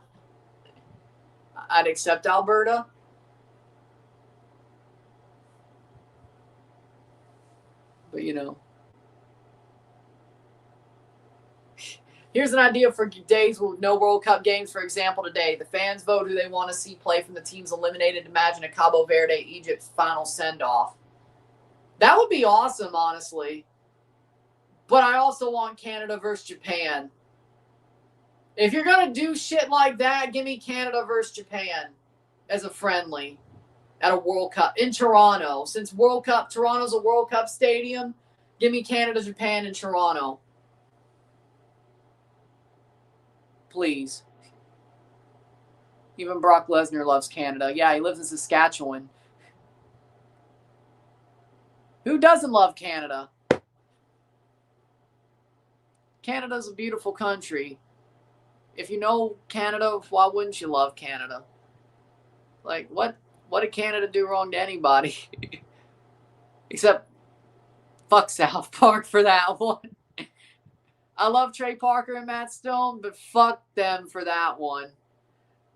For Blame Canada. Fuck y'all for that one, man. I'm kidding. Kinda. Maybe.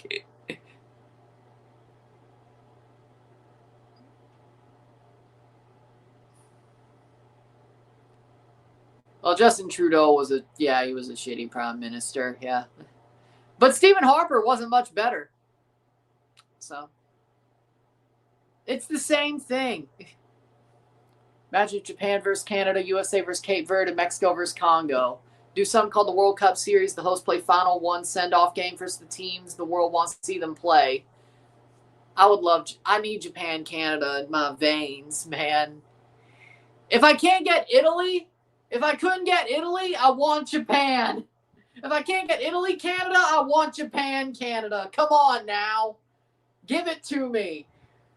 I know it's happened twice already recently, but at a World Cup stadium in Toronto,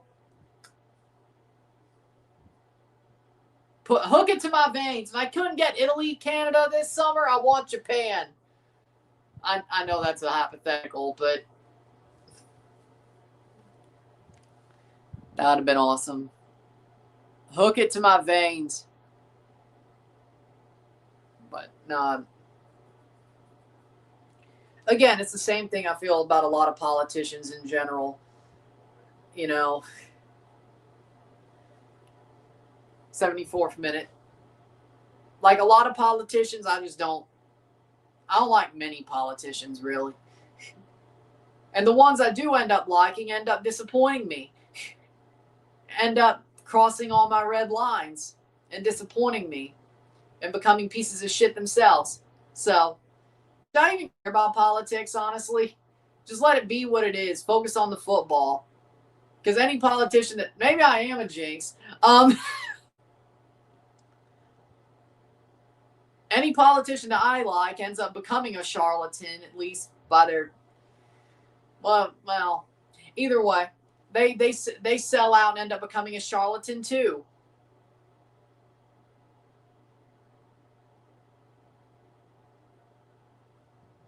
I can't win for losing. I hate neocons and neolibs, and then when a populist comes around,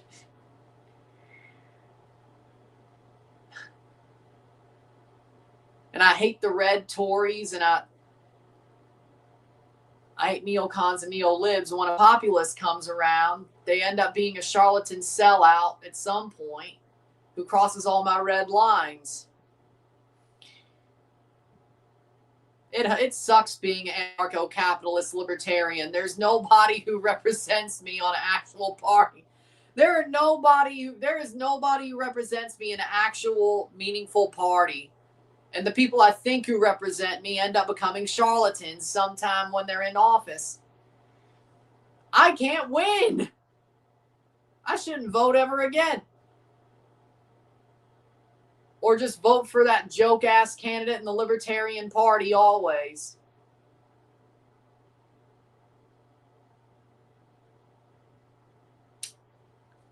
Yeah.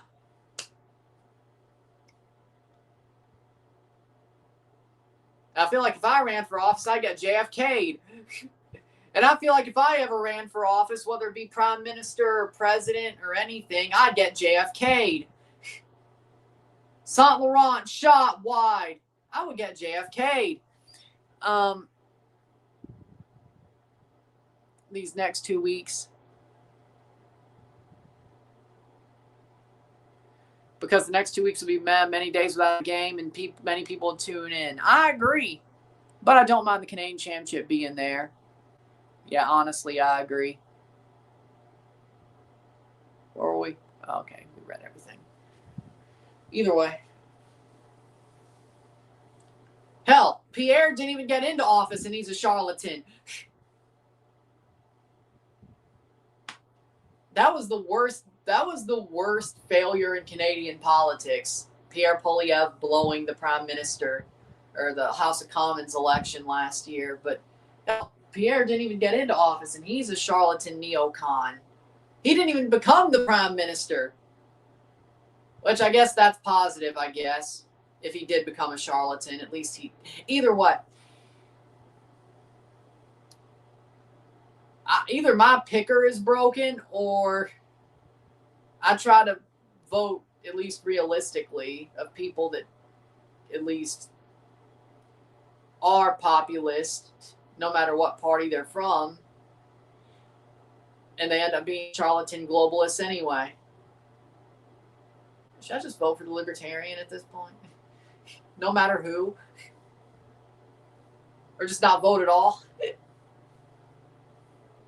See, I actually care about my principles.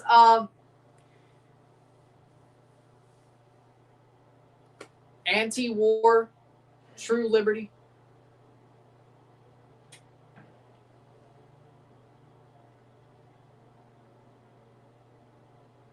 '78th minute.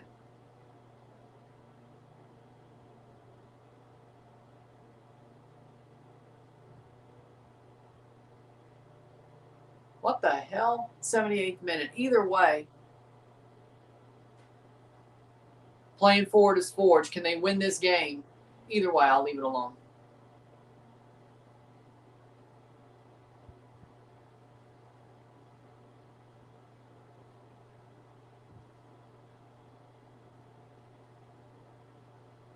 playing forward. Saint-Laurent shot saved. But yeah, when you make Mark Carney look not so bad, you've screwed up. 79th minute.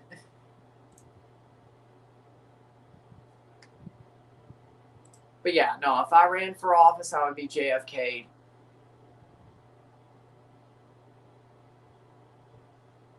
I don't know how long it would take, but I would definitely be JFK'd if I ran for office.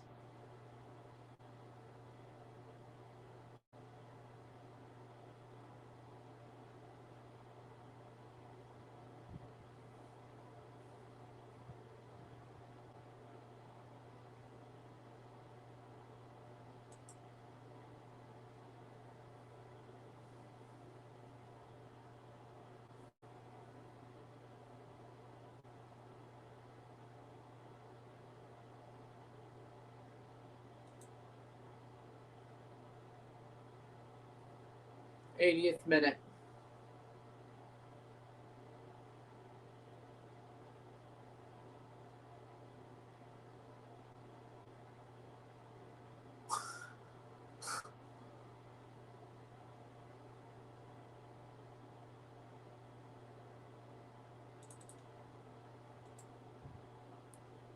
'80th minute. 10 minutes to go plus stoppage time. Huh? I ain't gotta. He didn't have to do much. 81st minute.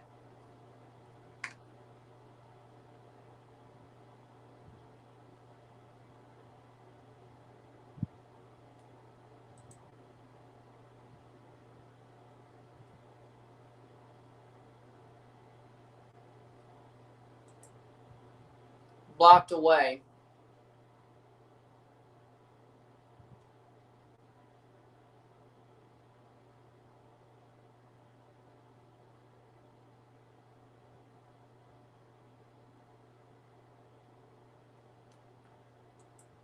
Free kick for Forge. Saint-Laurent's actually done really good.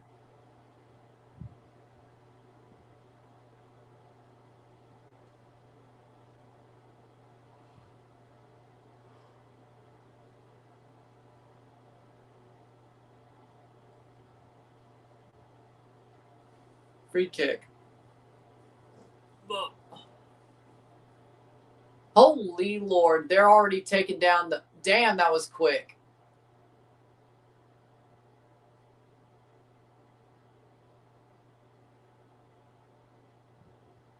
Wow. 82nd minute.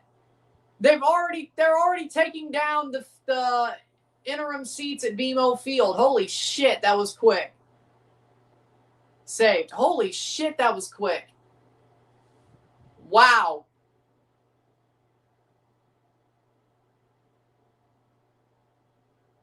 That was it. That looks like it's half gone.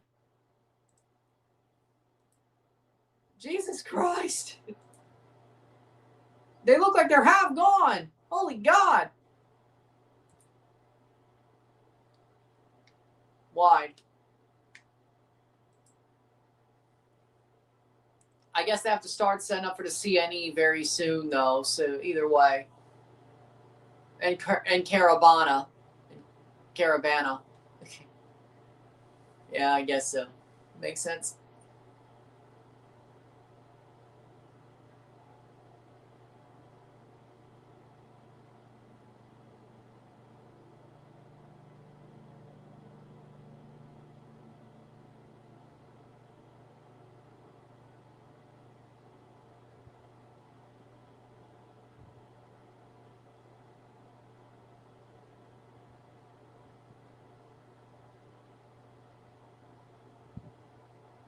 '83rd minute.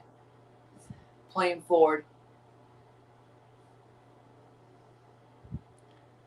Shot, save. Another shot, corner.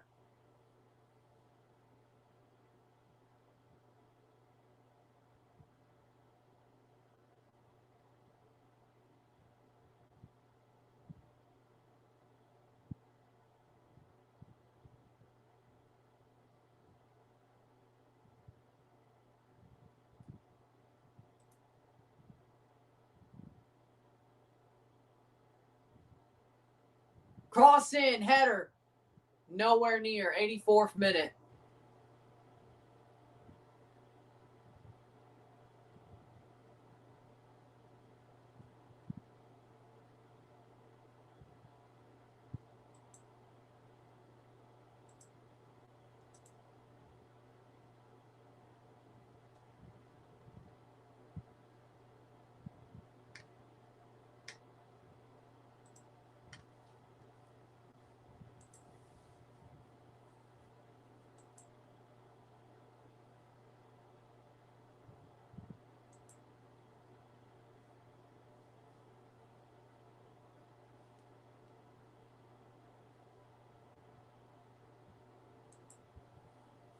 '85th minute.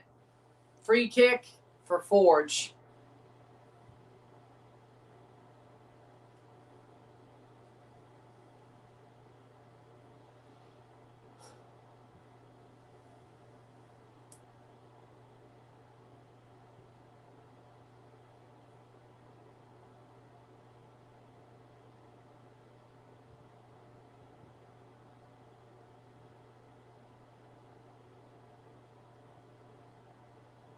Free kick for Borges.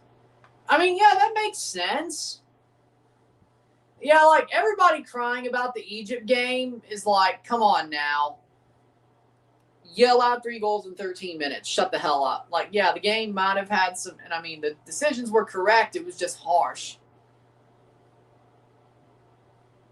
Like, all this crying is starting to piss me off. Borges, free kick off the wall, corner. Starting to piss me off. Like, was the foul soft? Yeah. Should they have gone that far back on VAR to check it? No, but they did because they can. Should there be a rule about how far back you could wind VAR to check something? Sure. I think that's something they can add. But either way, if it happened to Toronto, would I be pissed? You're damn right I probably would be. Ball crossed in. But at least I would know it's a foul. If the same shit happened to Toronto, I'd be pissed, yeah. But, you know, whatever. Fan or coach or anything, I'd be pissed.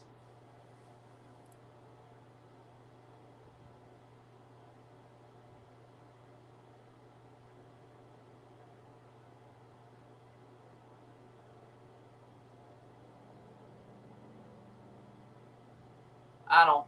Either way.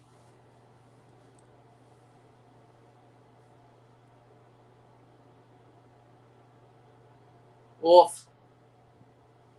Well, it looks like there's all to play for in the second leg of this tie if this keeps going the way it is. 1-1.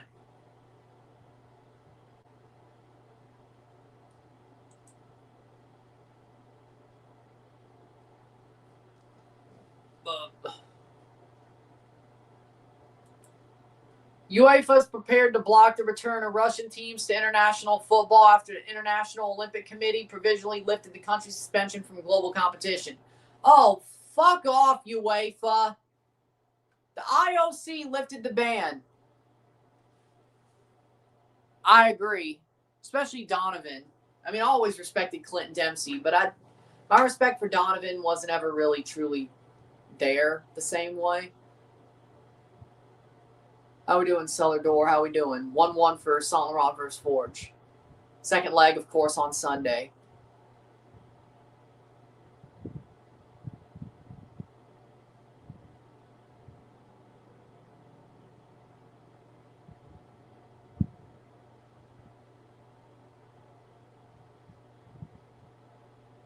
Playing forward.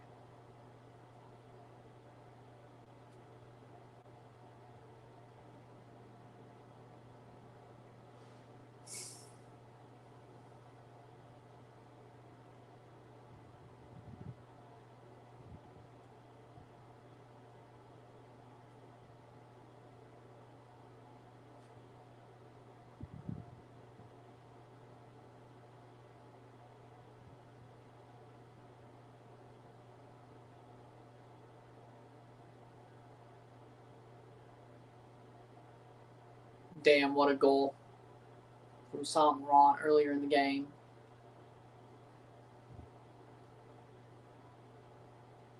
Oh, Tiger Woods, Sully.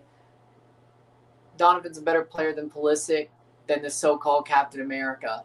I agree. Donovan had heart. Donovan had heart.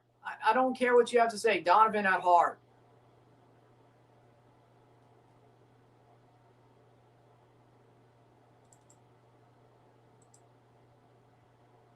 Mike Trout's going to be at the All-Star game. Okay. In your opinion, did Portugal's squad rob Croatia's squad? IMO, the ball never touched any player in Croatia's squad, therefore it was an own goal against Portugal's squad. I do think Croatia got screwed. Header, I do think Croatia got screwed. But in the end, Portugal's out now, so Cristiano got to play one extra World Cup game.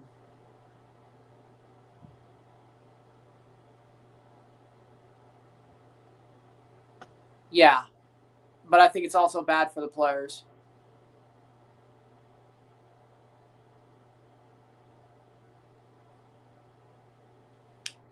'90th minute. How much stoppage time here?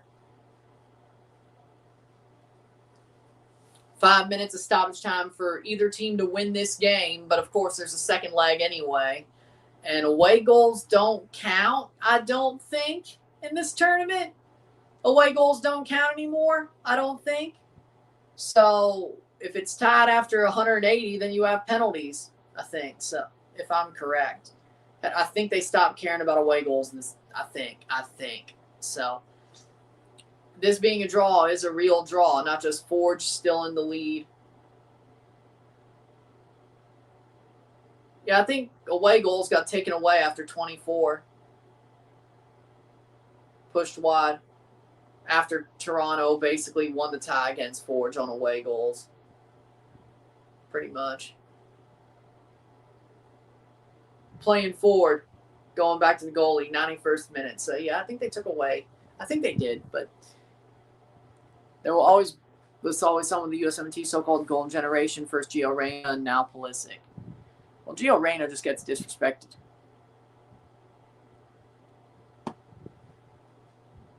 Yeah, and right now you were correct. They still have Robin Fraser as their manager. So you're right. You're still right. Again, if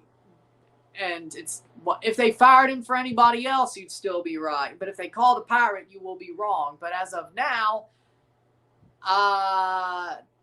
that has not happened. Shot over the bar. So he is still the manager, Robin Fraser. So they will not. You were correct as of now. Why does Gio get so much hate? Because his parents are assholes who try to get Greg Berhalter canceled.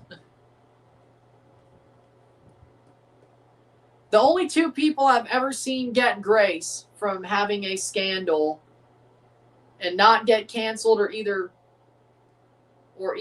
end up being uncanceled and having a redemption arc is Greg Berhalter and Speed. Greg Berhalter, of course, when he was in college, kicked his wife in the shins. But they ended up reconciling and getting back together and then getting married. But the Reynas knew this. And the Reynas put this out into the public. And people actually defended Greg Berhalter. And in the end, he got his USMNT job back until the Copa.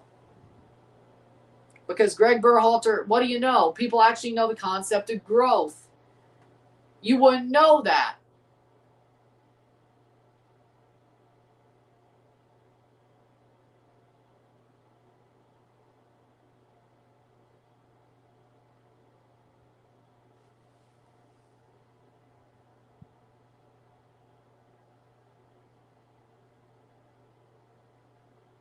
I didn't say Greg Vanney. He ain't the Pirate.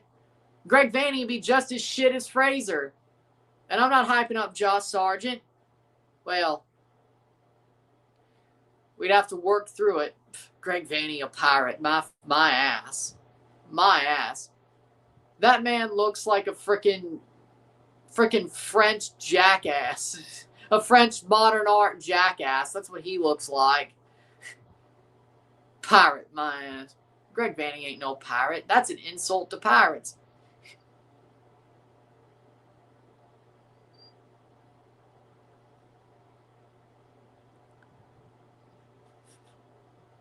especially when he grows his hair out. Dude looks like a French modern art museum jackass hipster. When he doesn't grow his hair out, I guess he just looks like a normal guy. But either way, no, that's insulting. It's not the players, it's the coach, and it's the front office. No, it's not exactly the players, but we could get better. It is the coach. Fraser sucks. What do you mean? He only had one good season.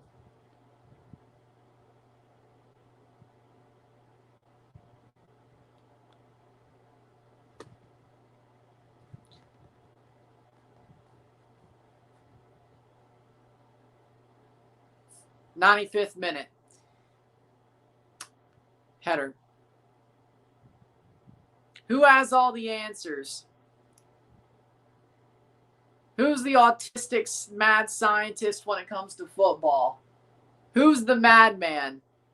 Who's the football version of Dr. House, except he doesn't pop pills and doesn't walk on a cane? And he's not an alcohol fiend either.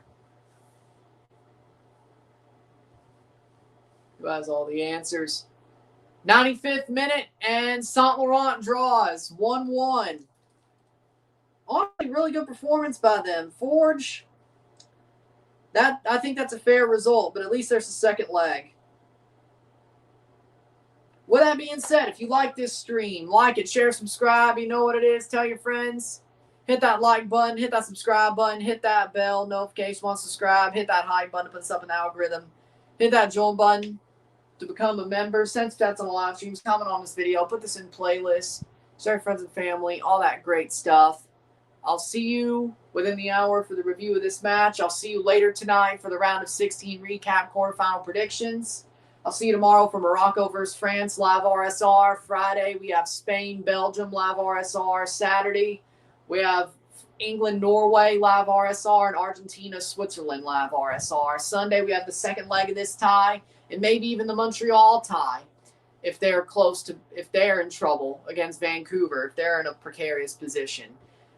Monday, we have the MLB Home Run Derby live in RSR. Tuesday, we have the first semifinal of the World Cup live RSR and the MLB All-Star Game live RSR. Wednesday, we have the semifinal of the World Cup, second semifinal live RSR. Thursday the 16th, we have Montreal versus Toronto live RSR.